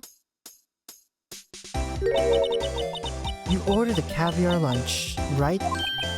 Oh, caviar. I've never eaten caviar before. The judge is really wolfing it down. Ah, and for you, have a Fiesta Bowl. Thanks. Would the witness state her name and profession? Ah, you sir. You sir. Did you order the fingerprint lunchbox? It is too early for lunch. Your name and profession, please.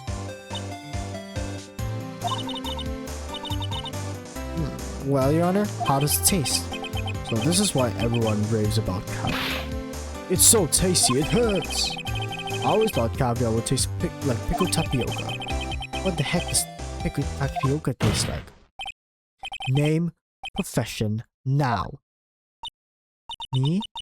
The name's Angel Star. Don't go forgetting it. I find myself running Lunchland these days. Is that what you wanted to say, Mr. Edgeworth? Very well, witness. Please describe the incident to us. The prosecution will... Wait, I'm not finished eating. Oh my god, we're at lunch break, man, really? Come on! Hurry up. Very well, Mr. Edgeworth. As you know, we usually call the police to provide a description for the crime. Your Honor, as Mr. Edgeworth has said to the court, I am a professional. Huh? What exactly does it mean? Until 2 years ago, Miss Angel Star was a special investigator with the police. She was a first-rate homicide detective. What? Miss Star was a detective? I know who you are. Cough-Up Queen, Angel Star, Your Honor. Long time no see. Very well, you may continue with the description, Mrs. R. Just who is this lady? If I might, I have the court's attention over here.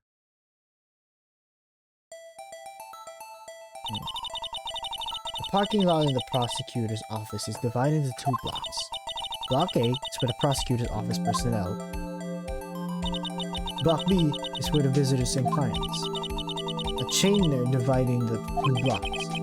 I suppose that is to keep visitors from taking up prosecutor's space, yes? The crime took place by a car in the back of A block in the car's trunk. The killer stabbed the victim with his knife and went to drag the body out.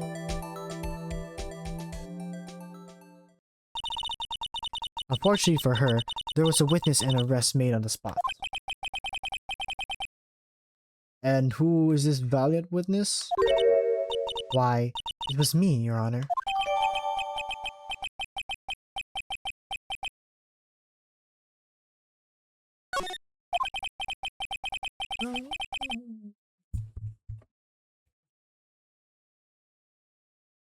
Witness, did you see the very moment of the crime? Well, of course, Your Honor. Immediately after that, I apprehended the chief prosecutor. It seems it's rather cut and dry, doesn't it? Well, Mr. Wright? I can't agree with the principal, Your Honor. It seems that there are some poor losers unwilling to accept the truth, Your Honor. Shall I proceed to crush what little hope they have remaining? If you can, then give them your worst, Miss Star. Wait, are they talking about me? Witness testimony.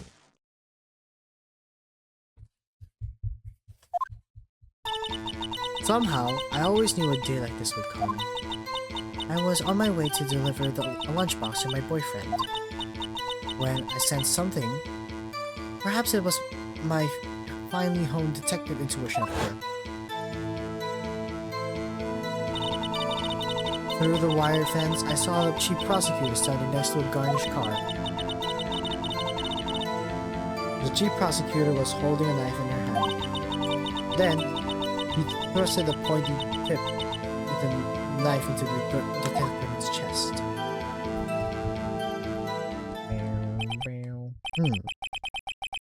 Bringing a lunchbox to your boyfriend. How touching. As you can see, there's no room for doubts. The key point of your testimony seems to be nothing other than the point of the knife in which you saw being stabbed into the Detective Goodman. So, how does it feel to be so utterly crushed? I'm still thinking about that. It's merely a flesh wound, Mr. Wright. Very well, Mr. Wright. You may start witness. You may cross-examine the witness. Witness accounts.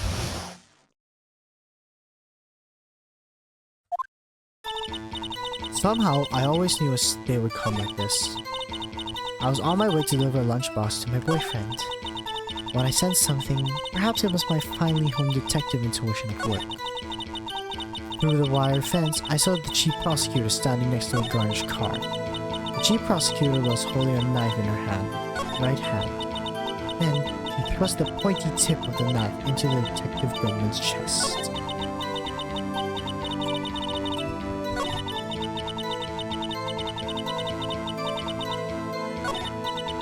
When I sensed something, I was on my way to the lunchbox to my boyfriend. Hold it. This boyfriend. He's the detective. Not that boyfriend. The security guard. That boyfriend. You have several? Yes. This boyfriend, that boyfriend, and the other boyfriend. No, you are for the streets, madam! You are for the streets! Care to join? I mean, I'm down, yeah, sure. The yet another boyfriend position is still open for applicants. I'll stick with the lunches, thanks. Note to self, the judge has to think before replying. The security guard room is in the lot in A block. It's up to the second level so you can see everything from there. That would be the room with a security sign. Incidentally, did you bring your lunches? See, I'm a visitor now, so I parked in B block. Though, he was in B block when she witnessed the crime. When I sensed something, perhaps it was my finely honed detective intuition. Below to the wire fence, I saw the chief prosecutor standing next to a garnished car. Hold it. By garnished car, you mean Mr. Edgeworth's car, yes. Miss Edgeworth. Incidentally, the knife which the victim was stabbed with also was Mr. Edgeworth's, wasn't it? Indeed, it was. What an odd case this is. And the person you saw, you are sure it was the defendant? I saw her from no further than 30 feet away. I am certain it was her. If she's telling the truth, we're doomed. Let's just do what we can. Even if we don't have any proof, we can always nitpick. We're dealing with Edgeworth here. I need something more substantial than that. tell us what the suspect was doing when you saw her? The chief prosecutor was holding a knife in her right hand. Okay, I have it.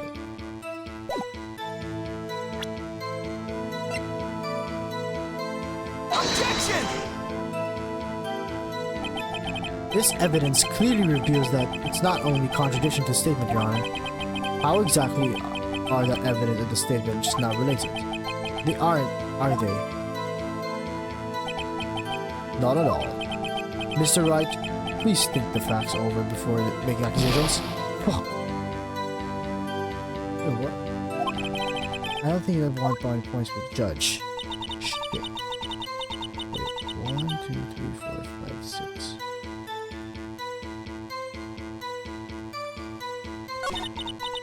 Then, stress the pointy tip.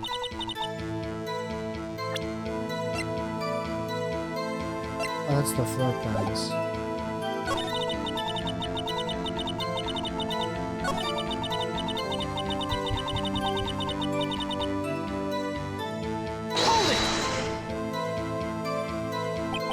By the garnish car, you mean Mr. Edgeworth's car, yes. Mr. Edgeworth's? Incidentally, it was there, wasn't it? Indeed it was. What an odd case this is. And the person you saw, you sure it was a defendant?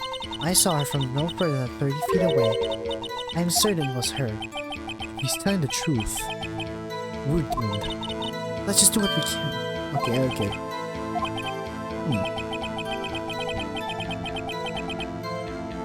Can we see who saw her? Chief prosecutor was holding a knife in her right hand.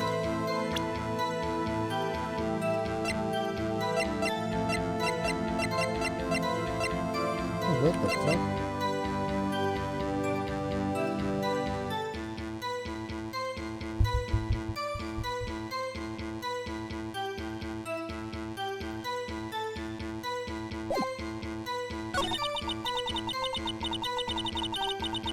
Okay, yeah, I fucked up something.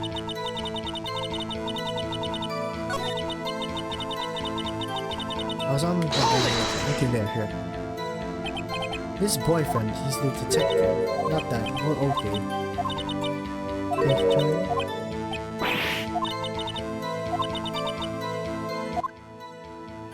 An A block. It's up in the second level, so you can see everything from there. That would be the room in which the security signed. Incidentally, did you bring something in your car? Since I'm a visitor, E block. Okay. Fuck.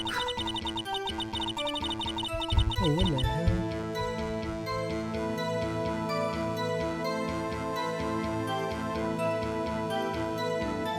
The fuck?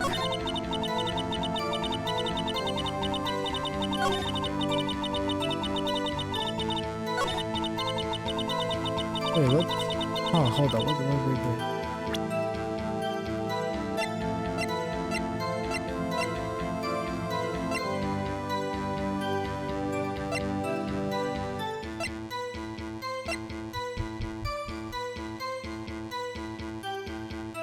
Wait, what? It's the crime photo. Wait, what? The hell?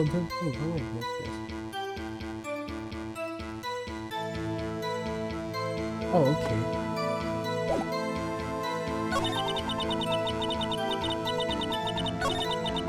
Oh, that's why. Okay, I fucked up something.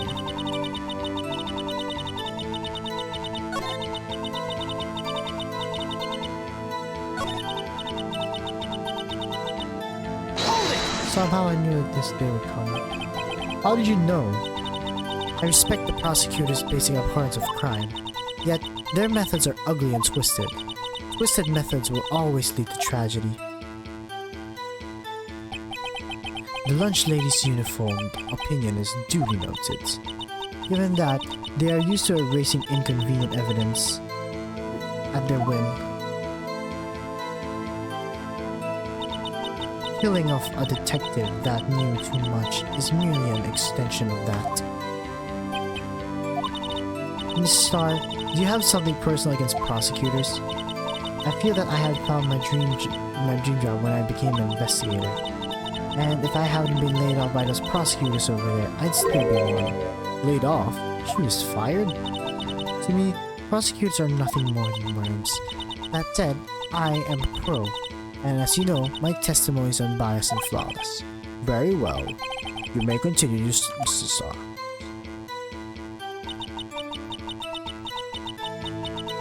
What do I have to do with the fucking shit?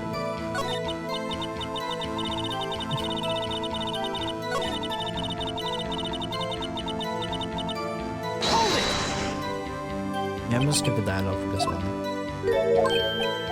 Graduates. Indeed it was. Okay, so we're gonna skip this.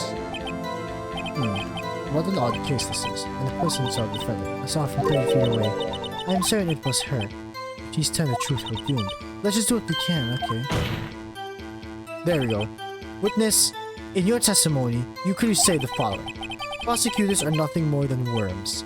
Ergo, you're a biased witness! You might want to keep down the silly opinions to yourself in the future, Rookie. Huh? Rookie? Unless you're going to risk the consequences of doubting me. I'll fry you fritter, crispy on the outside, chewy on the inside. That was inspiring. I believe I've heard that tagline elsewhere. You know, could card plagiarism?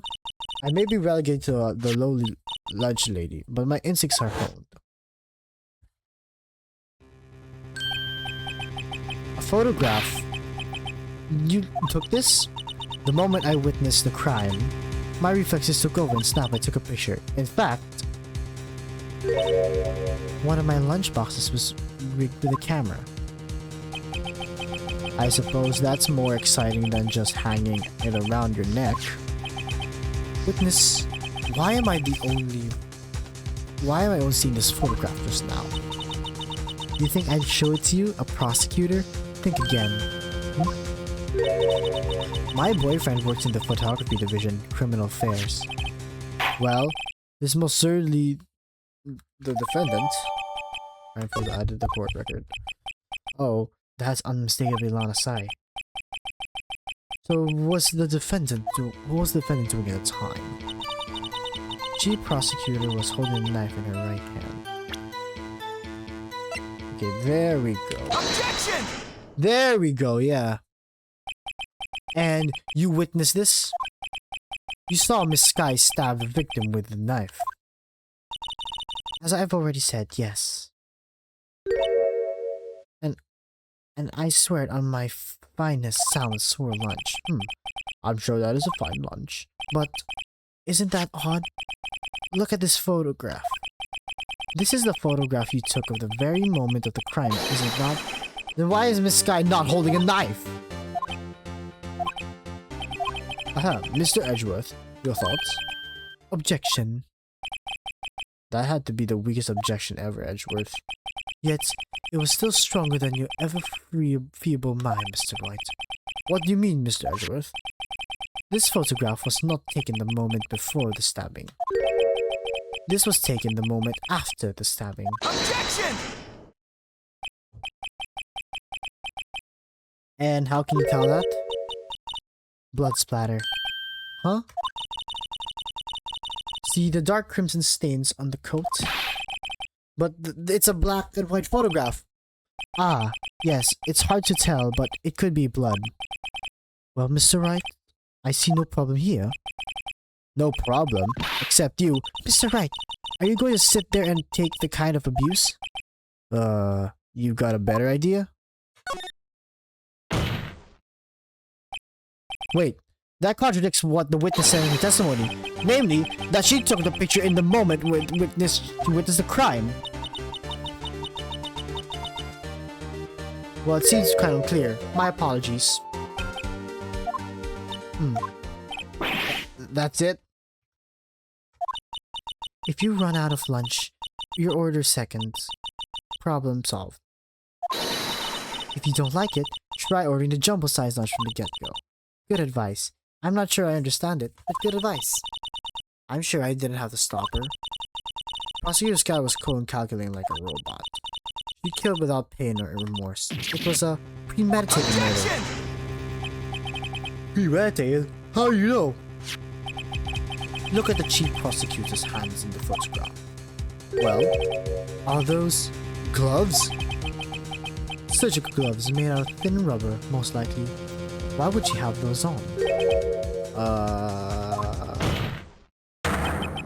If it was not premeditated, he would not be wearing those gloves. Wait, where have I seen that before? These gloves would teach yourself premeditation. Premeditated murder. A serious offense. Witness, add us to testimony. The murder was planned. The rubber gloves prove it before. Wait, now where have I heard that before?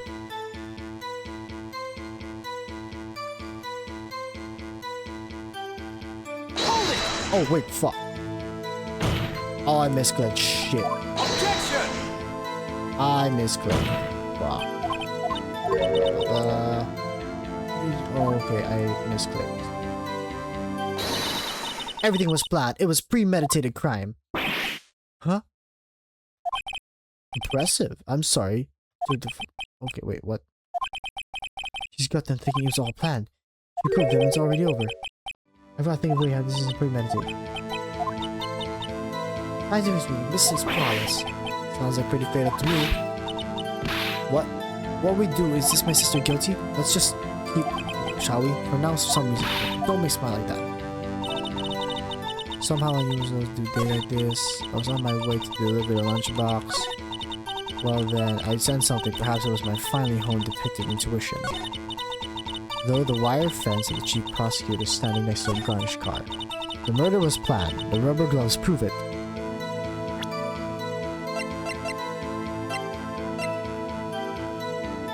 Objection!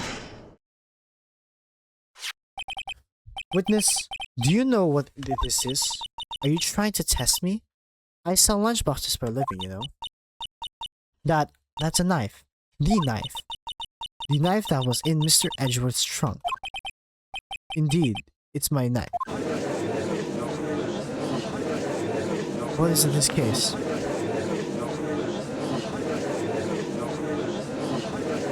The bloody murder weapon all belongs to the prosecutor there. The defendant is the chief prosecutor for the district, right? Mommy, are prosecutors bad people? The defense has a request. We ask that the witness provide an accurate testimony. What's that, Ricky? In your testimony, you say that Lana Sky planned this murder, and that's why she was wearing those special gloves. Seems like a natural conclusion to me. The gloves do indicate planning. However, why would she not also prepare the most important thing? The murder weapon. Oh. This knife just happened to be in the trunk of that car. Ladies and gentlemen, if you're going to plan a murder weapon, don't forget the weapon. I knew it! If the glove don't fit, I'll quit! Huh?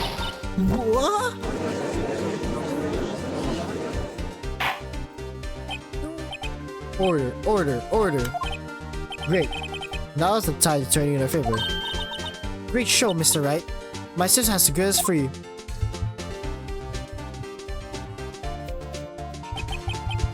Right.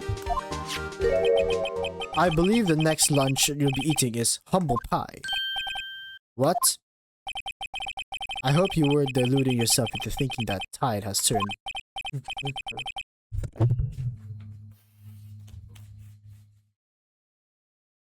Not over such a trifling detail. But this shoots a hole in the whole premeditated theory. Bah! The prosecution could care less if it was premeditated or not. The only one who seems to care is that lunch lady over there. The defendant Lana Sky murdered a detective with a knife.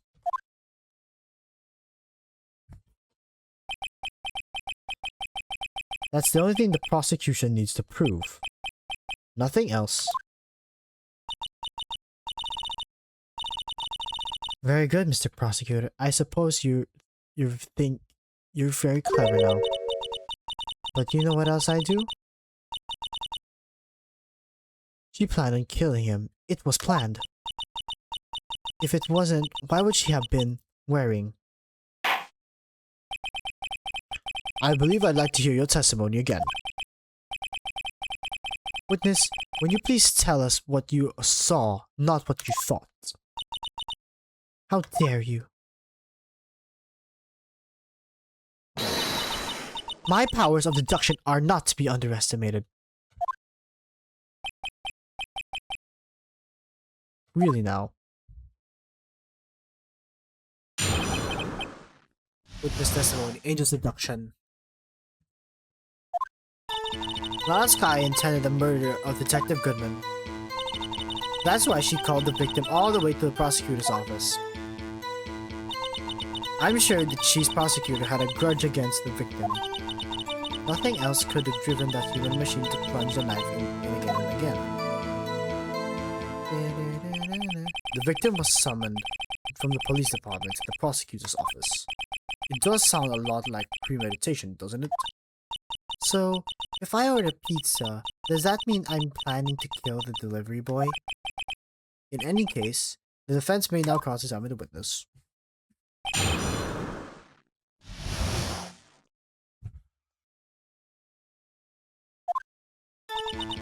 Lana Skye intended to murder Detective Goodman. That's why she called the victim all the way to the prosecutor's office. I'm sure the chief prosecutor had a grudge against the victim. Nothing else could have driven the human machine to plunge the knife again and again.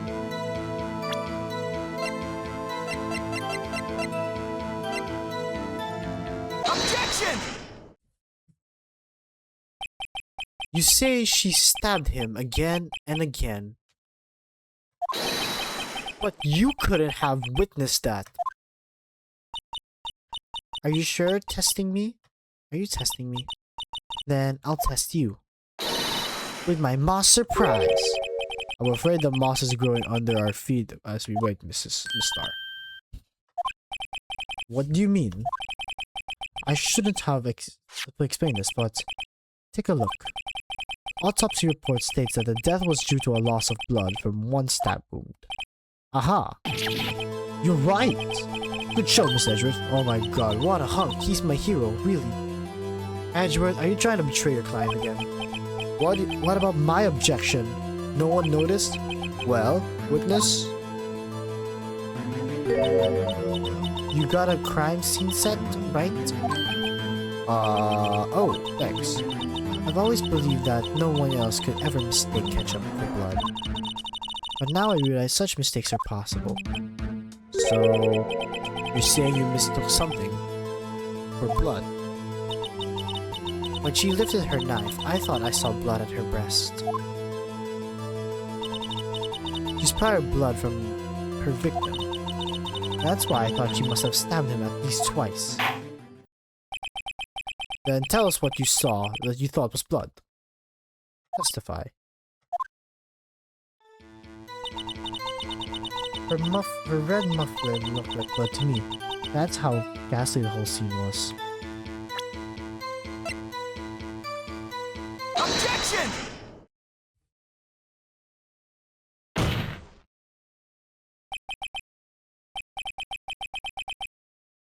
Objection! The witness is clearly not suited for detective work. What? The suspect was not wearing a scarf or muffler of any kind when she stabbed the victim. And you've proved it yourself with this photograph. Huh? But that can't be. Only a professional lunch lady could be so utterly clueless. Congratulations. Perhaps you finally found your true calling in life. Harsh words, but good. In the end, Mr. Edgeworth prevails. What was my only objection? Chopped liver? But it was there. A scarf. No, not like that, but nothing really. Well now, where were we? The witness has given us an entertaining interlude, but back to business. What? Very well, witness. Continue your testimony.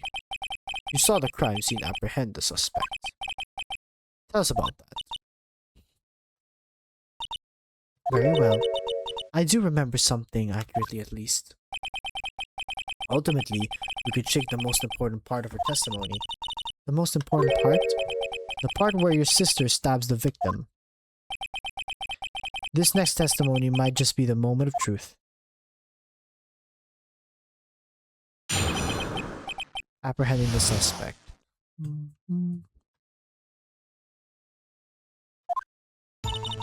After the murder, the suspect attempted to run behind a partition of her side. I quickly caught her, explained her rights to her, and arrested her on the spot. Ah, yes. When I arrested her, she mentioned the muffler. That's what had me confused in my earlier testimony. The chief prosecutor made to escape, but Angel Star resistance is futile. You're quite determined about the scarf, aren't you? I strike like a snake and I bite like a cobra. That's me. Angel Star. That wasn't a very good metaphor, first of all. A cobra is a kind of a snake. Don't bother with the details unless you want to get bitten. No thanks. Note to self. Mr. Wright is weak against poison and snake bites. The chief prosecutor is tired to resist, but her efforts were in vain. She knocked my hands aside, kicked over an oil drum. An oil drum. Hard to imagine. Oh, she's beautiful, but deadly. A prey to this one. A leopard woman. Rawr. Very well, Mr. Wright. A cross-examination, if you will.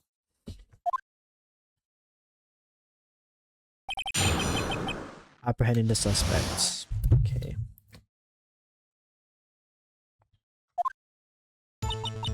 After the murder, the suspect attempted to run behind a partition on her side. I quickly caught her, explained her rights, and arrested her on the spot. Ah, yes. When I arrested her, she mentioned the muffler. That was what had me confused in my earlier testimony. The chief prosecutor made it to escape, but Angel Star is But against Angel Star, resistance is futile.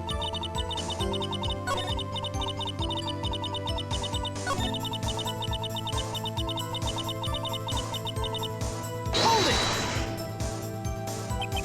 You say quickly you were close to the victim? As I just said, I was only 30 feet away from her the whole time. Maybe I should press her for more details. I'd like to see the floor plans just to be safe. The lunch lady car was... She was in the visitor by G Park plus RB block. You witnessed the murder from here. That would make you 30 feet away from the car, yes? Is that correct, Miss Star? Yes, that's right. But there was a chain link in the fence in front of you. I went over it, of course. Amazing. The pop-up Queen Lunch Lady athlete indeed. It would have taken her a time to climb over the fence, so she couldn't have gone my sister that fast. Yeah, that fence was about 9 feet high, too. So how did Miss Sky not get away?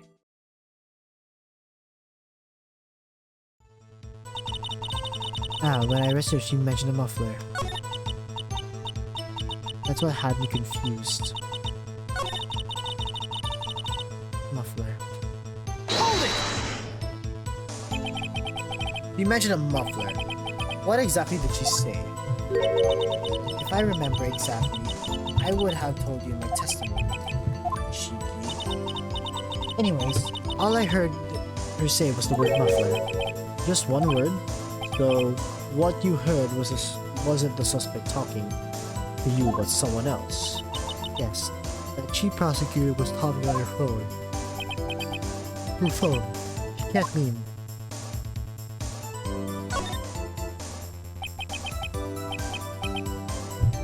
By phone, you mean the cell phone discovered?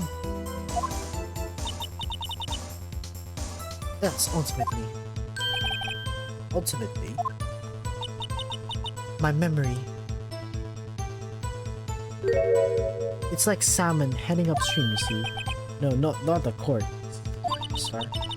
The chief prosecutor attempted to use this phone hanging on the wall. On the wall. That's right. Near the car, there was an emergency on the wall.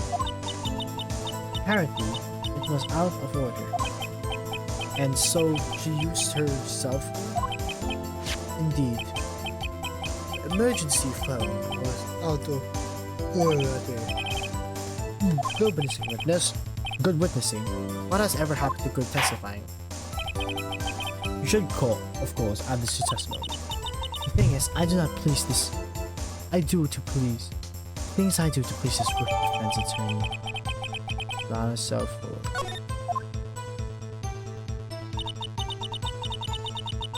I saw in the phone, but how she had to use her cell phone was assisted. Chief prosecutor made the escape inconsistency.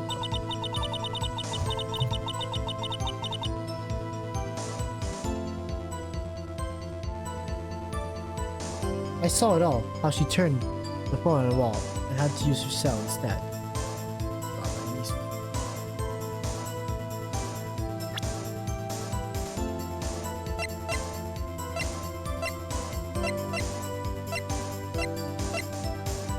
Objection!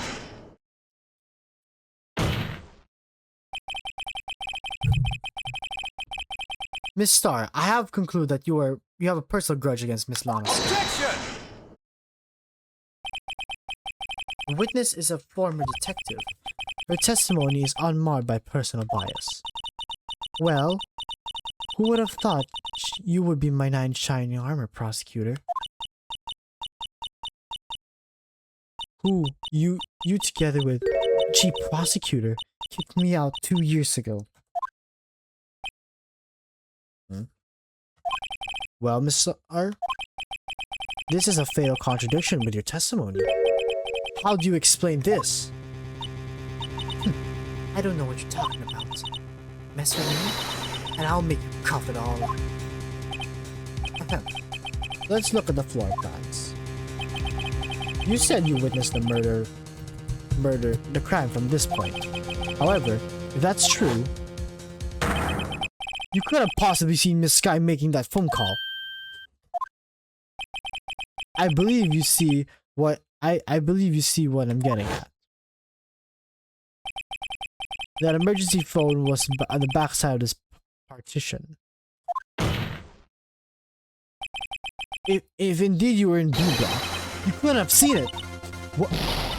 What? Order. What is the meaning of this? It's simple, Your Honor. He's not coughing up lunch. He's coughing up lies. Objection! That's quite a claim, Mr. Wright. Perhaps you will allow me a question. Exactly what lie has the witness told in court? Here's where the counterattack begins. I can't afford to get this wrong. The witness lied about if Miss Sky tried to use the emergency phone, but it was out of order. What is significant about this fact? Nothing. Therefore, it would be pointless for Miss Starr to lie about it. Pointless to lie, I see. But the witness did actually see Miss Sky using the emergency phone. It would mean Miss Starr witnessed the crime from a different location. A different location? Now that's a pointless lie if I ever heard. Objection! Before you call my lie pointless, at least let me tell it. Let me ask a question to our clever wordsmith, Mr. Wright. Just where was the witness? Where was she saw the crime? All testimonies we've heard now points in one direction. The place where Miss Crime witness was here.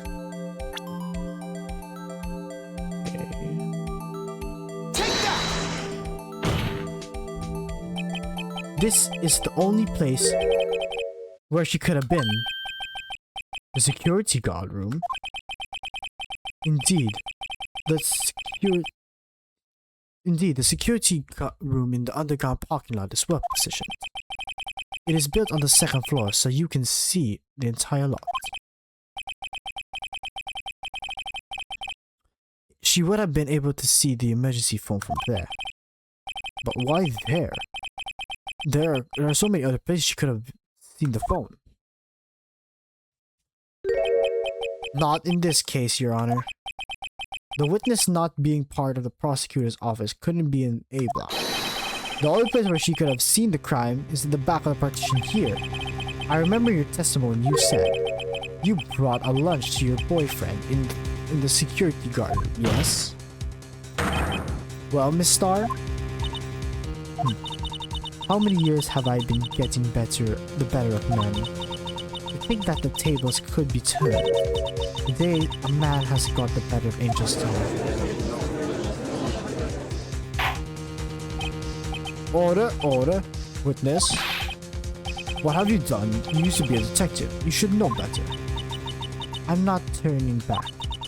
The guilty will be punished. I will do what I must to make sure justice prevails. The guilty. Is she just talking about Miss Sky? Mr. Wright, doesn't this strike you as odd? Why did Miss Starr lie? It doesn't make sense. Huh. It could have been just said she saw the crime from the security guard station. It wouldn't even change anything. Exactly. This photograph tells all. It was the defendant who stabbed the victim. That truth still stands. Objection! It still stands. I disagree, Miss Edgeworth. What? If a witness is found to be lying, they're guilty of perjury. She knows this. She wouldn't risk that without a good reason. So tell us what is the reason, Mr. Wright. Huh. Me?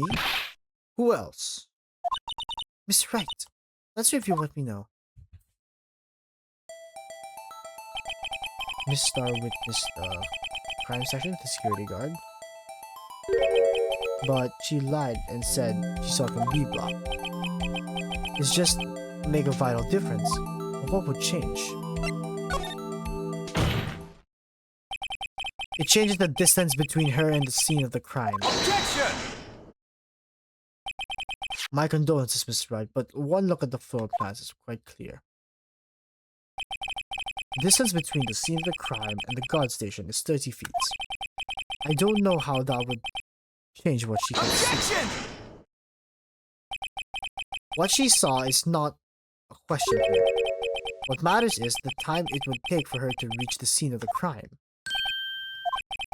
Miss Starr, you witnessed the crime from the security guard station. Now, how long did it take you to go from there to the scene of the crime where you arrested Miss Sky? Well, Miss Witness? You... Yes?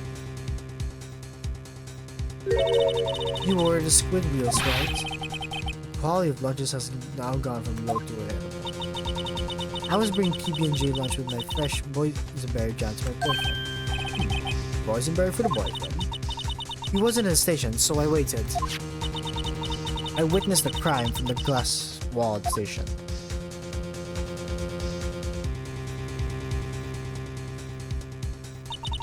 And before I knew it, I found myself running towards the scene. But the door was locked. I couldn't open it.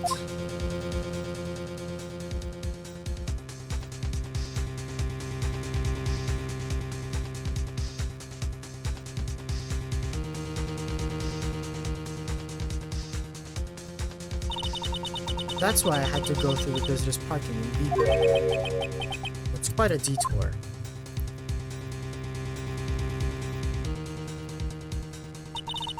It probably took me at least 5 minutes to get to the scene of the crime.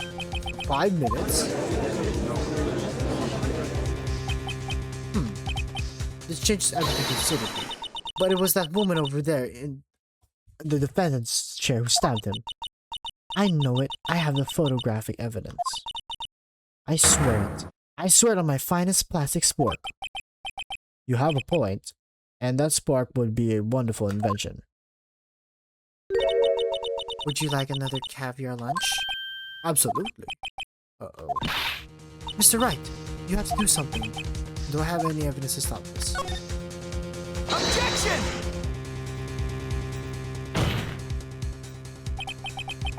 5 minutes between the witnessing of the murder and the arrest. Think about it. You could have make pasta in that amount of time if you like it al dente. I've got a lunchboxes that tie pasta into knots, rookie. A 5-minute blank. Isn't that strange? Strange. If you were a criminal, what would you do with 5 minutes, Your Honor? Well, I guess I'd flee the scene. Hey! Don't get the wrong idea. I didn't kill anyone. But you have the instincts of a killer. You would run, but this time was different. Miss Kai dawdled at the scene of the crime. She even had a picture taken. No true criminal would act this way. It's inconceivable. Yeah! Well then, it seems that we have come to the end of this testimony. The witness has a grudge against the defendant and a black in the testimony. Mr. Edgeworth is the next witness ready to go. Unfortunately, I appear to have overestimated this witness on account of her professional history. We did it! We screwed that can shut, Miss Wright. That was too close. I'm afraid that the cough-up queen has been dethroned. And with that, court is adjourned.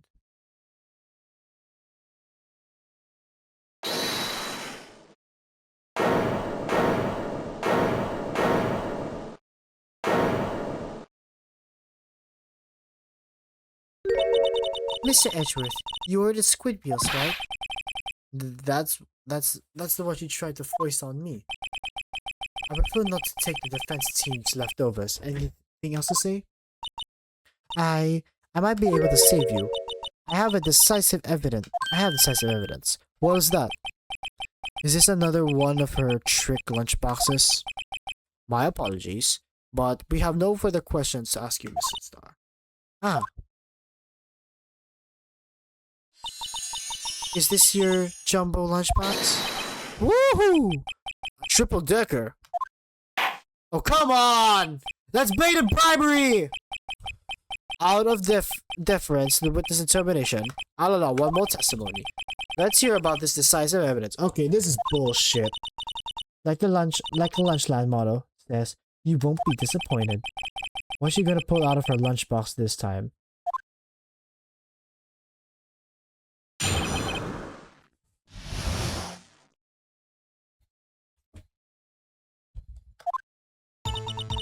I should have mentioned those 5 minutes when I wasn't looking at the crime scene. And now, to the match of the victim's shoe. Did I not bring this up?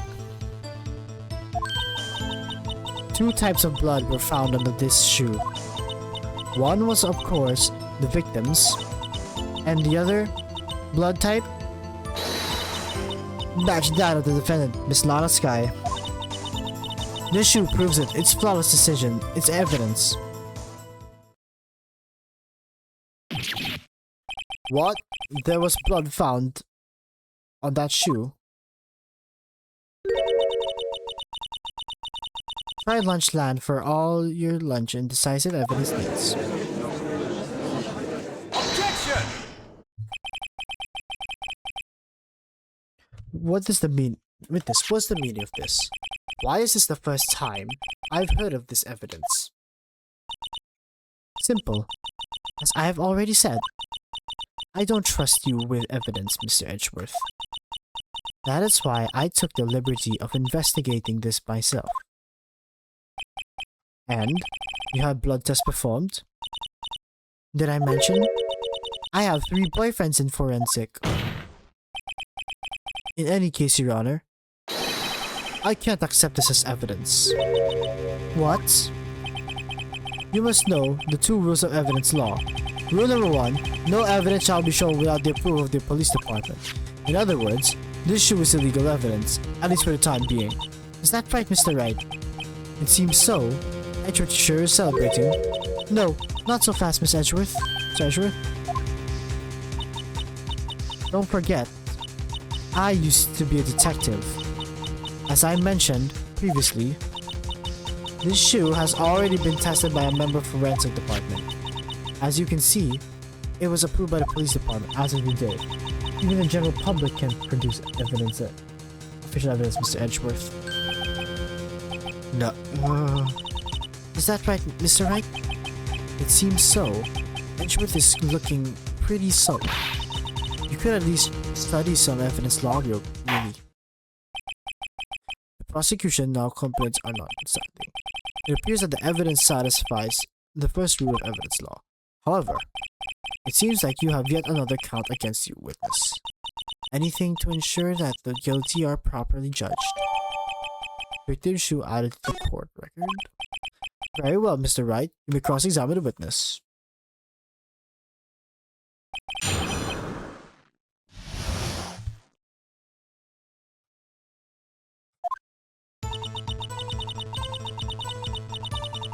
I should have mentioned it those 5 minutes when I was looking at the crime scene. And now, to the matter of the victim's shoe, did I not bring this up? 2 types of blood were found in the shoe. One was of course the victim's, and the other blood type, after that of the defendant's, was not a scalp. The shoe proves it. It's flawless. It's decisive evidence. Hold it! I can't let the evidence go through this without a fight. You ordered the peppered fish guts, right? Some like it hot, Mr. Wright. Some like your client. Use enough in hot water to make a whole vat of soup. Mr. Wright, do you think you have a problem with the shoe? A problem? This is critical. Is there a problem? If I'm not imagining things, I'd say there's one critical problem with this evidence, a clear contradiction. The gleam in your eyes, you're still a young rookie. I'd give you a peppered fish gut now. But you couldn't take the heat, could you? Oh my god. Let's see what Mr. Wright has to say. What's the contradiction about you here? Show us the problem with evidence. Okay.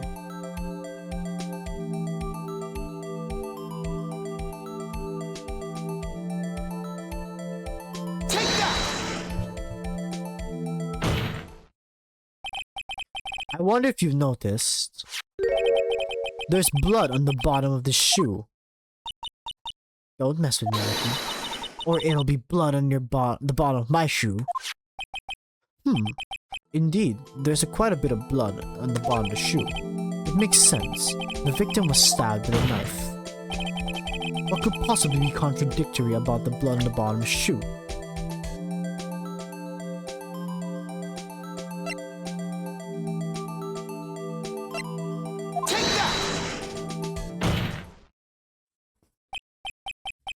The problem lies in the footprint.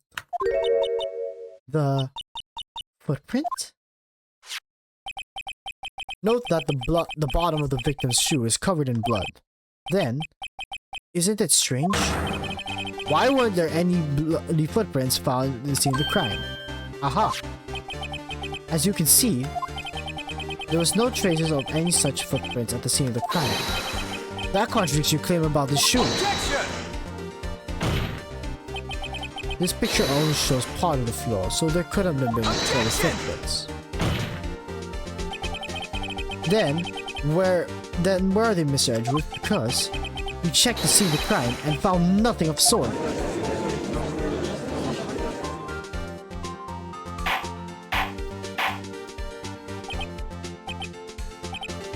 Order, order.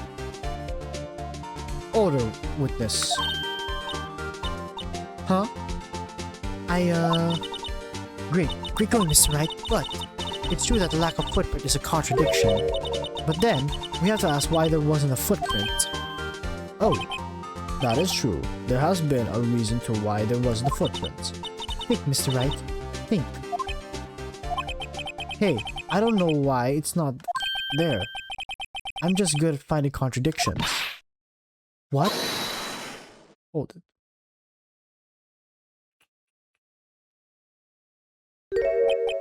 I see. Now I get it. Get what? Our witness is more devious than I gave her credit for. We were hoodwinked to the very end.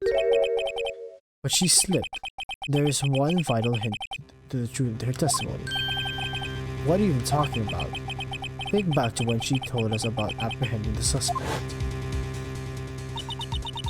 The chief prosecutor tried to resist, but her efforts were in vain.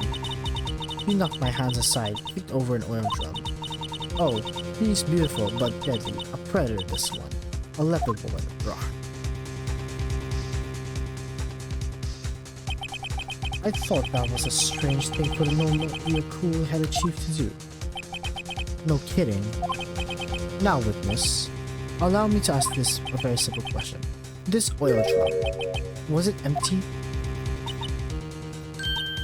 Oh, that, I'm not sure I like your attitude, Mr. Edgeworth.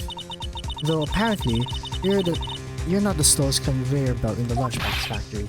Witness, well, was the oil drum empty? The oil drum kicked over by the chief prosecutor was brimming with water. Water? What does it mean? Still don't get it, Mr. Wright? Do you want to know the reason she knocked it over? The real reason? Aha! You don't mean... Yes. The suspect knocked over the oil drum for one reason and one reason alone. To erase bloodstains that would become evidence against her. What?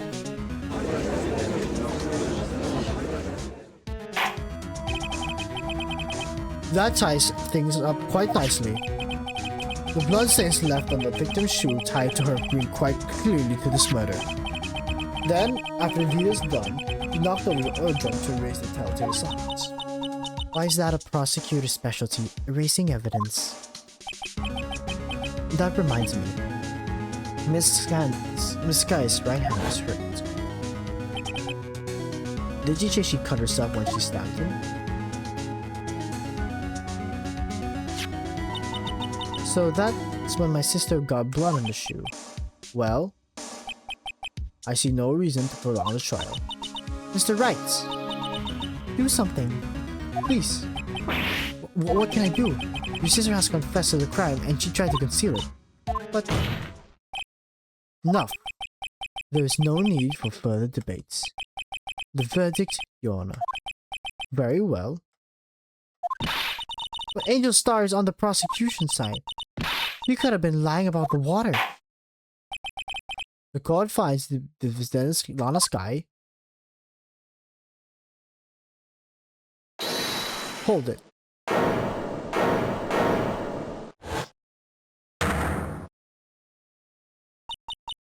Little girl. What did you say? Huh? Me? Did you say that I, Angel Star, was on the prosecution side? Well, yeah, you are. You're saying that my sister hid evidence by erasing the bloody footprints. Well,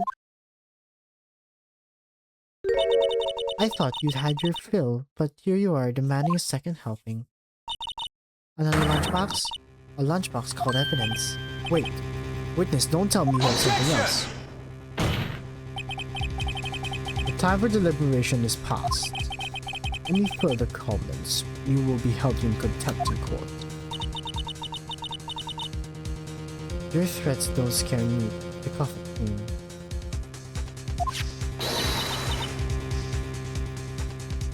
Look at this. Photograph. I had it just in case anyone had the gall to suggest that the white shoe didn't belong to the victim. I see no room for error in this evidence. Mr. Wright, wait!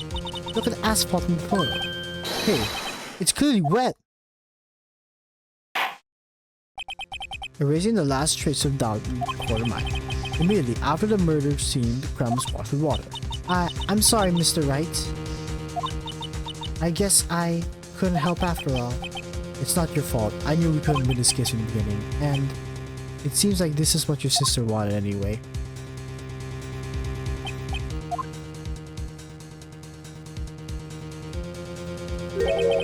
I'm sorry, Mia. Right. Whether or not, Don't be so quick to throw in the towel. Huh? Get yourself up that asphalt. Take another good look. Don't give up. Not until the bitter end. This is the last piece of evidence. Very well. This time, I'd like her to declare a verdict for good. Objection!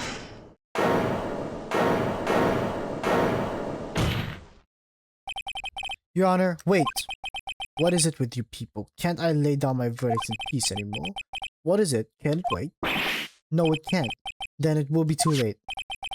Look at this photograph, last one submitted. The trial isn't over until we give each piece of evidence proper consideration. So what?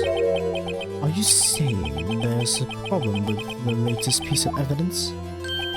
Yeah. I think later.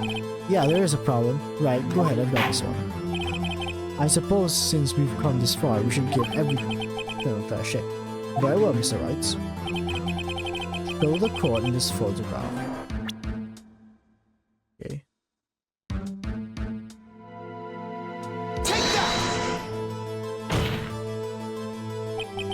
The problem in the photograph is here.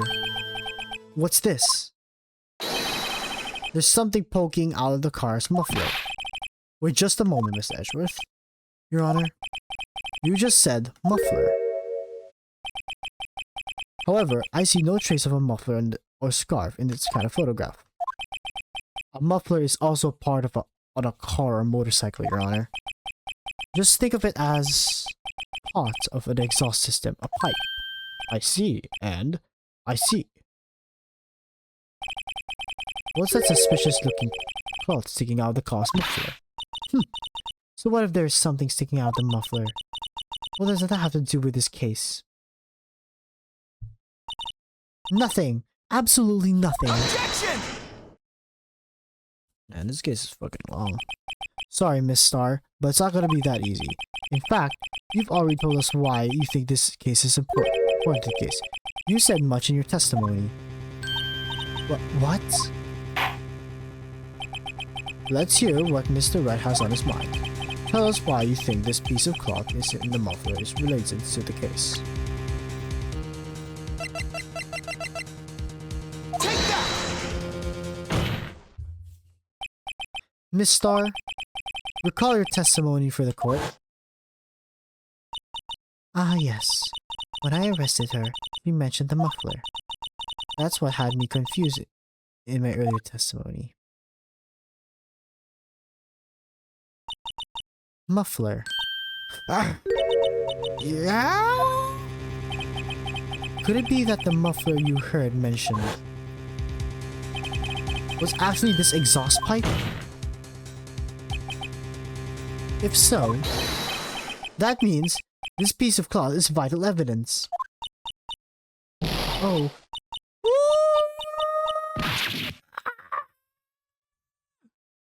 Oh my god, my throat is dead.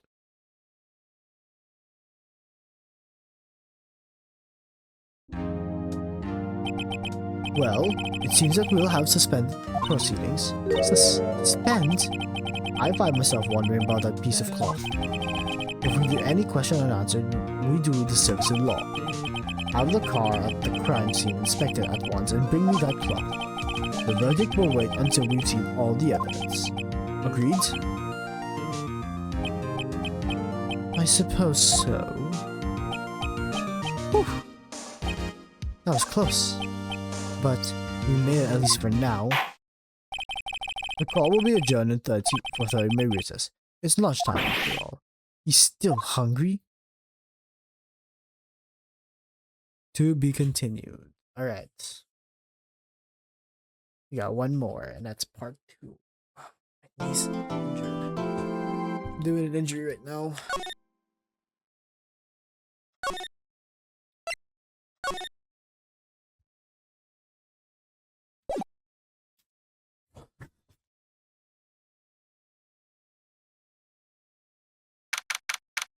February 23rd, 11:56, District Court, Defendant Lobby.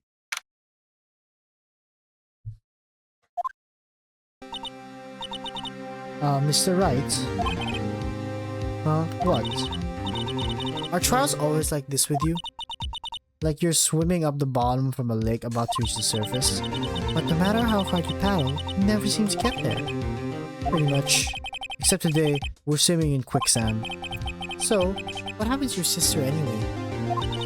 Apparently, she got called of the judge's chambers. Probably something to do with that piece of cloth. So, this is where we turn the trial around, right? Our only weapon, a tiny insignificant piece of cloth. I'm the one who should be starting to feel tiny and insignificant to tell the truth. Hola. Hola, partner. Hola, partner.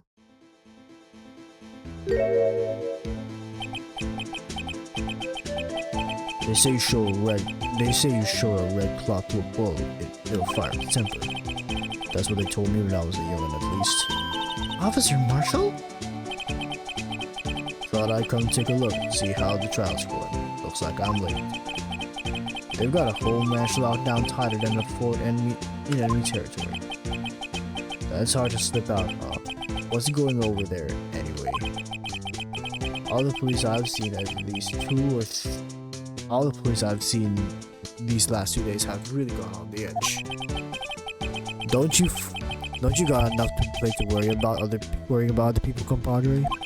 You could just worry about the chief prosecutor case in mufflers, for example.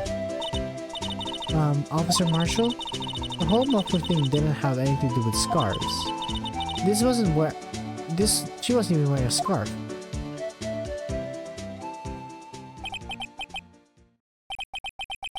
You don't say. Now, just don't beat it. I've seen the red breeze blow by her slender neck many a time. I saw that day too. She was wearing a red muffler. What? At the award ceremony that afternoon, Edgeworth seen it too, I reckon. What does that mean? In the photograph taken at the same crime scene, she wasn't wearing a scarf. So Miss Starr wasn't mistaken. Well, it's about time. Remember, partner, sometimes you gotta grab the bull by its horns. And sometimes you just gotta let that bull go where it will. Time will tell.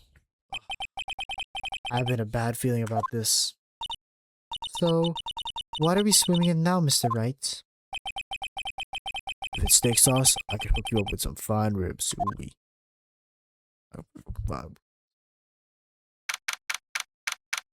February 3rd, 12:32 p.m. District Court. Courtroom number 9.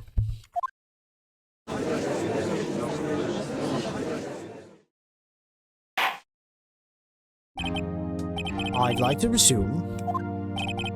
What's up? The judge keeps looking over at the prosecution. Is something wrong, Mr. Edgeworth? Your face is blue, your lips are purple, you're sweating bullets. That furrowed brow, that gritting teeth, those watery eyes. What more, your eyes are doubled than before. It can't be. This can't happen. I wonder what happened to Mr. Edgeworth. Well then, I believe it is time to continue on with this trial. During our recess, I had requested that the prosecution conduct an investigation. This is unacceptable. It seems our prosecutor is quite beside himself. Excuse me. Knock knock. Who's there? Oh, what the hell? What's with this guy? A strange stuffy aura seems to be filling the courtroom. So sleepy. Hey! Temperature rose 5.7 degrees when that man came in. Who on earth is he?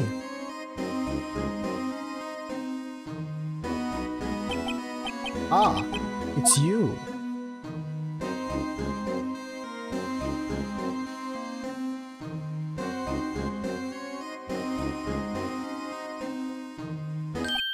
Oh. Sorry, I'm late. Uji. The roads were packed, just me. Long time no see, Uji. How have you been? Swim much these days? Ah, hello. No, I've been busy. Busy smizzy. Uji, my boy. You have to make time to relax. Yes, indeed. Uji seems to be his nickname for the judge. I'm afraid you're right. Very afraid. Sorry, but who are you? So you're right, the attorney I've been hurt. The good things about you, son. Thanks. So sorry about a little worthy giving you all that trouble, eh? You know, we should all go swimming together sometime. Jolly. Little worthy. Mr. Wright, you don't know the district chief of police.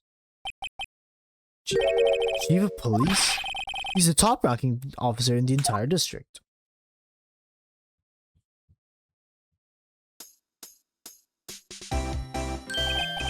Name's Gant. Damon Gant. Gant Damon. Oh.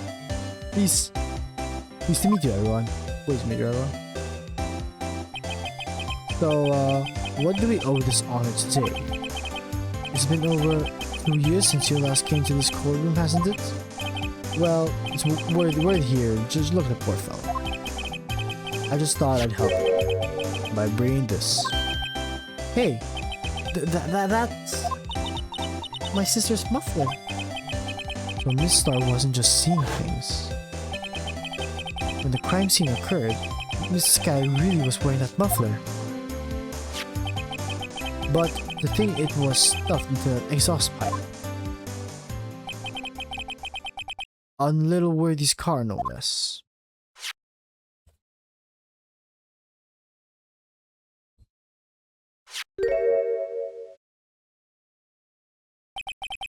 It's really quite embarrassing even for us.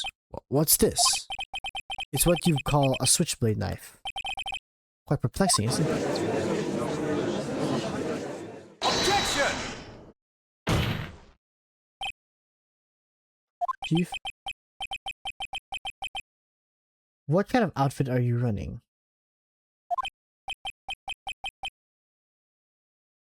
Mr. Edgeworth? How could they miss such a vital piece of evidence? If your investigators are lax on how do you expect us to do our job? Now wait a minute, Worthy. No, now wait. I have no desire to hear your excuses. I'm telling you, wait. Or didn't you hear me? Have a look at this document, where it says person in charge of investigation. There's no mistaking that the signature there, Miles Edgeworth. That's not fair. That's not fair. Only the day of the crime I had.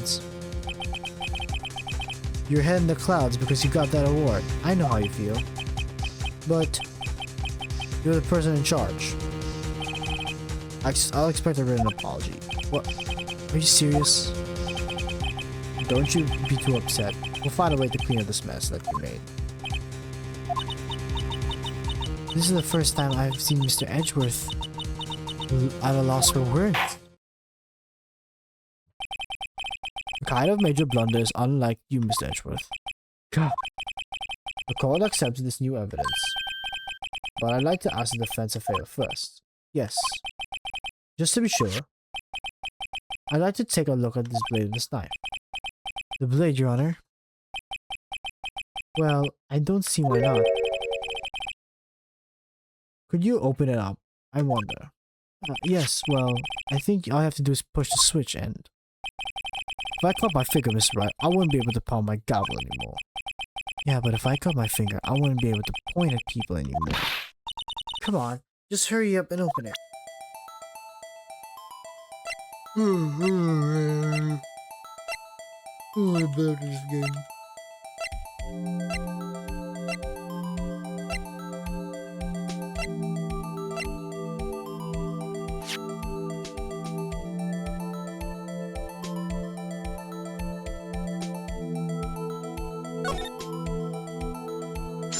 Ooh.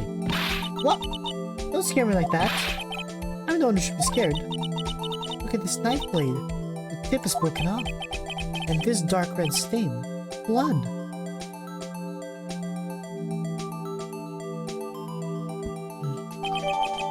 Switchblade added to the court record. This doesn't excuse the actions of the police department. I'd like to hear an explanation from the chief of police himself. I'm terribly sorry, but I could ask you to testify. Could I ask you to testify for us? About the split between the prosecutor and the police. And this knife. Sure thing. No problem. Not a little one, really. Okay.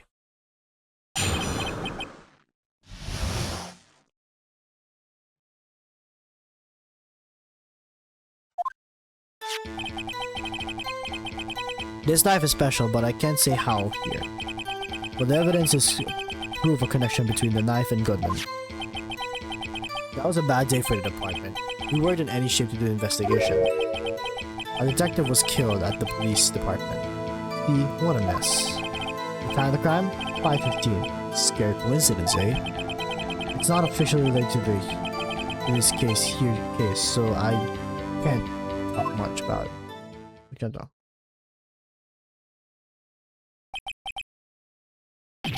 There was a murder at the police department? A detective. Hush, hush, hush, hush, hush. We haven't exactly announced it yet. Objection! Wait, so you said 5:15? That's the exact time that Detective Goodman was killed at the prosecutor's office.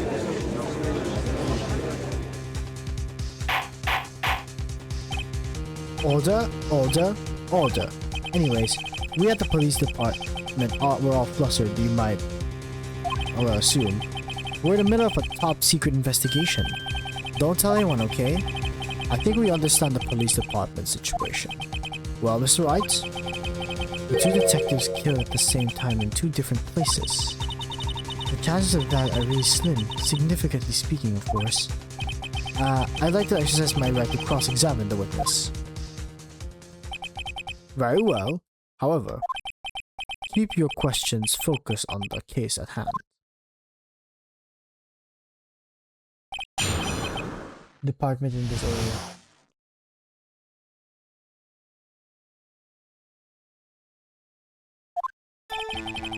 The knife is special, but I can't say how here.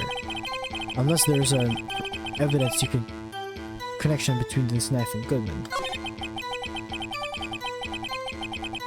That knife, that was a bad day.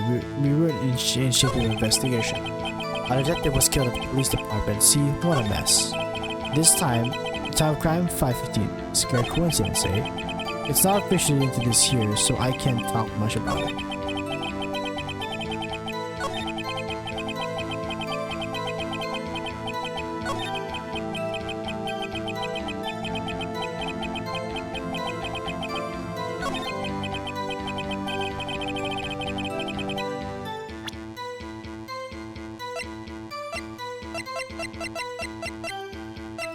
Objection! Objection. Wait a second. Ha ha ha ha, at last. An honest to goodness objection. The knife. This has to be something to do with it, Detective Goodman. What do you mean? What do you mean? Ha ha ha ha ha ha. An honest to goodness, what do you mean? From Ajit, this is great. Look at the tag on this knife. It reads SL92. And this is important because why? Over here, we also have a memo that was on the body of the victim.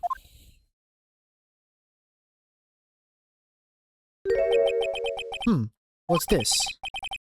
6 minus 7s, well, 2. Your Honor, it's upside down. Upside down? The printed name in the memo makes it look like it's right side up. But turn around, what do you get?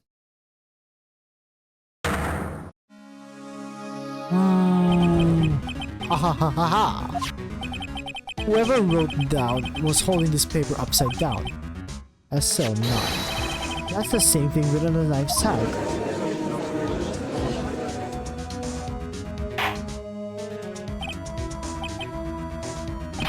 Order. Well, Chief.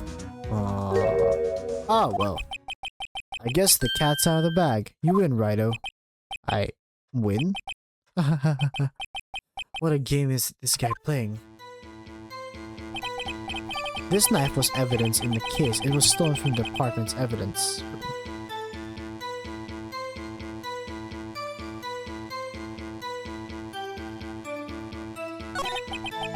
That was a bad day for the department. We weren't in any shape to do an investigation. A detective was killed in the police department. See, what a mess. On the same day that the detective was killed in the prosecutor's parking lot, another detective was killed at the police department? That's a fact. Surprising, isn't it, Aji? I'm at a loss for words. And the perpetrator, do you have a suspect? Well, there was a suspect. Just arrested him, in fact. Just arrested? That was quick. But there's still a lot of unanswered questions. Maybe you could help with it, Rido? I suppose I could help, if you mean by giving me data on the case. Oh, good one. This kid's sharp. Okay, here's the deal. I'll tell you one thing and one thing only.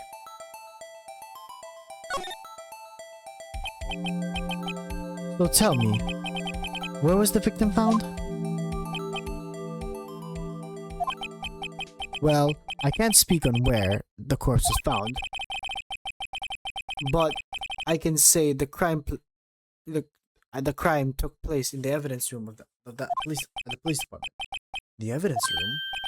Wait a second. I have heard of that. The evidence room. Did he mention that in his testimony just now? This knife was evidence in a case that was stolen from the department's evidence room. There's a connection between the two cases. You seem happy, Mr. Wright. Happy? Happy? We just got handed our ticket to go to town on this case. With the link between the two cases established, we have finally some leverage. Now, can we get Gant to testify about the details? It's not officially linked, but the case, so I can't talk about it much.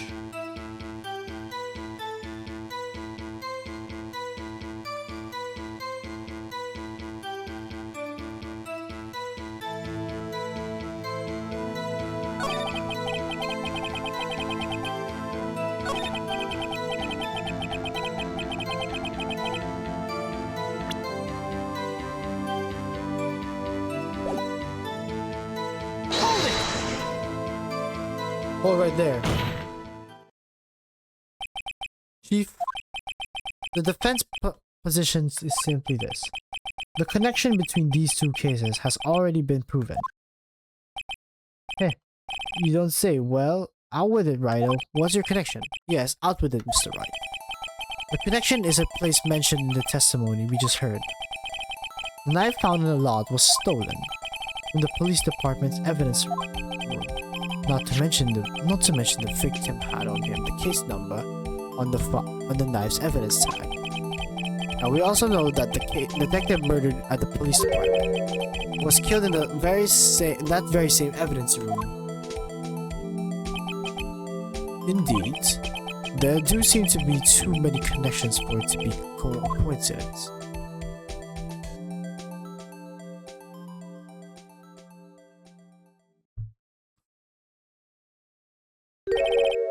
You two make a very good pair. It took my men 2 days to find out what you deduced right there.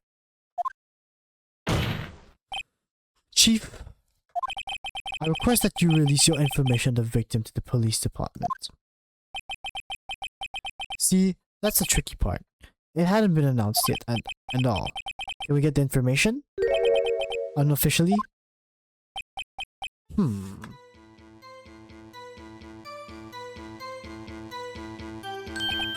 Sure, why not? It's unofficial after all. What? Really? Who would have guessed? I'll cooperate, but I can't reveal the name of the victim's partner. Okay. Hold it! If you're going to tell us a little, why not tell everything? Ah, well, case information is sticky stuff. You have to do everything properly. Oh well, I guess I might well try. Okay, how about you tell me the victim's ID number? Sure, why not? It's not like you'll be able to tell who that is from. Of course not. You will present their name, after all.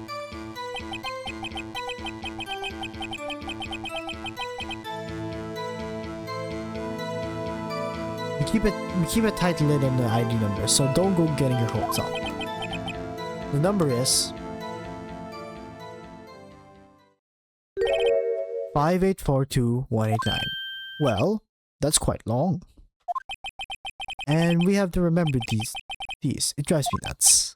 82. I can't do it. You didn't even get the first numbers right. Mr. Wright, does this tell you anything? The ID number of the police victim was 582. Actually, it does, Your Honor. It does. I think. Meaning.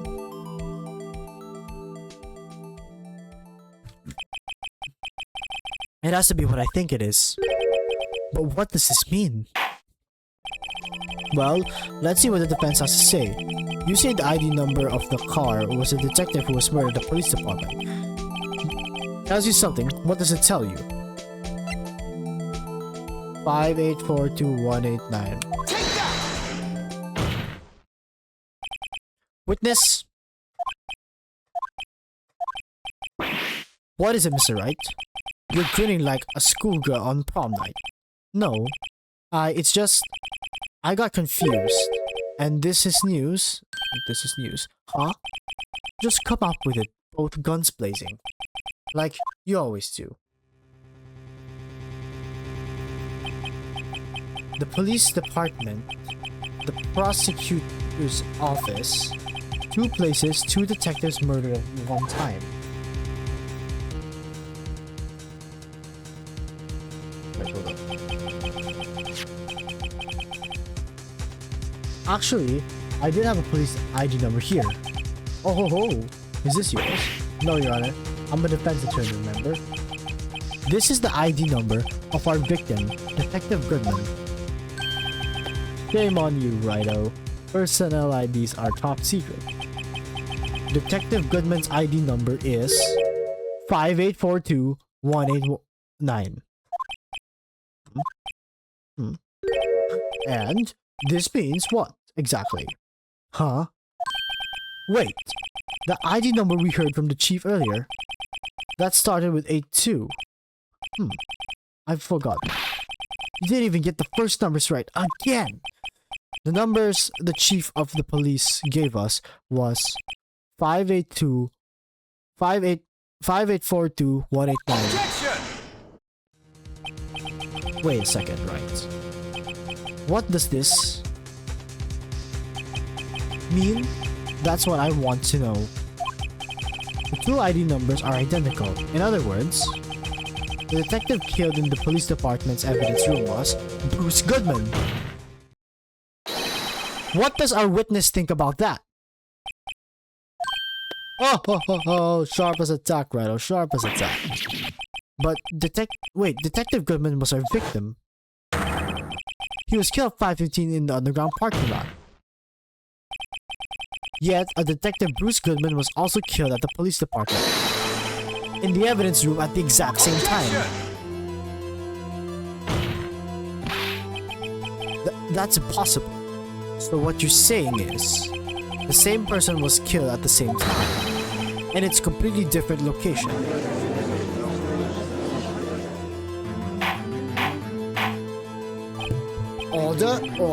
Order. Chief, what does this mean? Objection! No. What I want to know is, why didn't I hear about this? Yes, it's top secret, fine. But I'm the prosecutor in charge of this case. Now, just wait a second, Worthy. No need to get all flustered.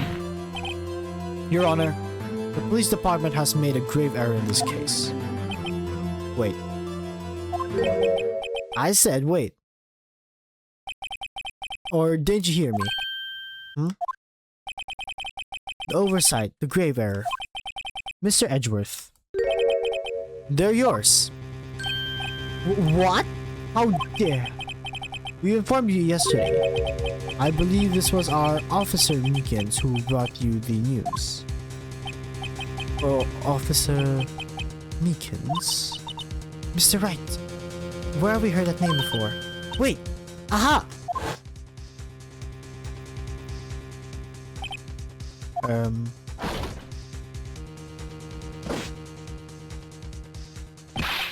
Excuse me, but is this Mr. Edgeworth, anywhere in the premises? I'm here at the request of the chief. I've got your report, sir. You don't mean him? According to Meekins, you didn't accept the report. Hard to believe. But your officer, he told me. He said that the report had nothing to do with the Lana Sky incident. Detective Bruce Goodman murdered in the police department evidence room. Mr. Edgeworth, the victim's name is right on the top of the report. Why didn't your officer tell me? Honestly, I'm not sure if this officer was capable of making the connection.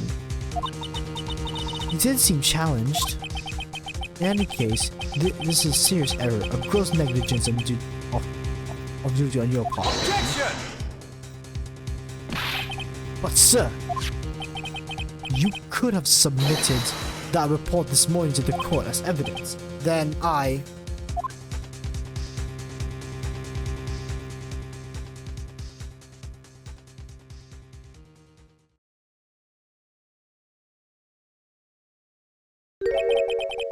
No such luck this time, Worthy. Or should I say, unworthy. What? Oh shit. Now what was the second rule of evidence of law? What, Mr. Wright? Huh? Oh, well, it's, rule number 2. Unregistered evidence presented must be relevant to the case on the trial. And how is this rule relevant? Normally, you submit a list of evidence to be used in the court before the trial. This report wasn't on that list. So, what does this mean? I couldn't submit this evidence until our connection was proven in court. The connection was just proven by Righto over there. Good job, Righto, my boy. Huh? Yeah, I was just doing my job. No. No. No!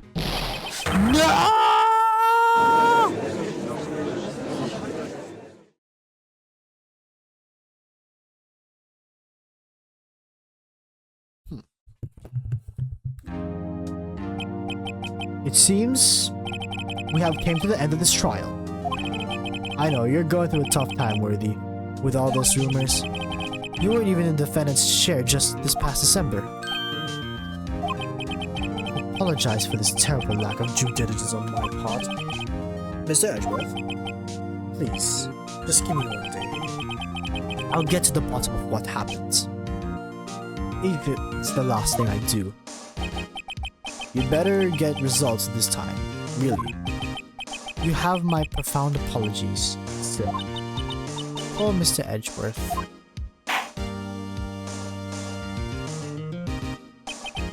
I don't think there's ever been an error this serious in the history of this court. I will grant one further day as prosecution requested. Will that be sufficient, Mr. Edgeworth? Yes, Your Honor. Thank you. Whatever your punishment for this, for your sake, I hope it's not decisive. Very well. Court is adjourned. Okay. Ladies and gentlemen, that is the end of Ace Attorney Part 1. That is the end of Ace Attorney Part 1, and...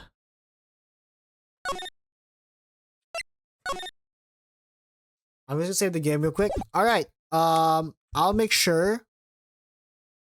I hope to see you guys soon. and in the I'm gonna give you an update on when Ace Attorneys Part 2 and 3 will be done. But you can expect the video for episodes 4 and 5 by the end of May. And without further ado, ladies and gentlemen, guys and gyarus, I am Tayo Manuel, and I'll see you next time. Goodbye!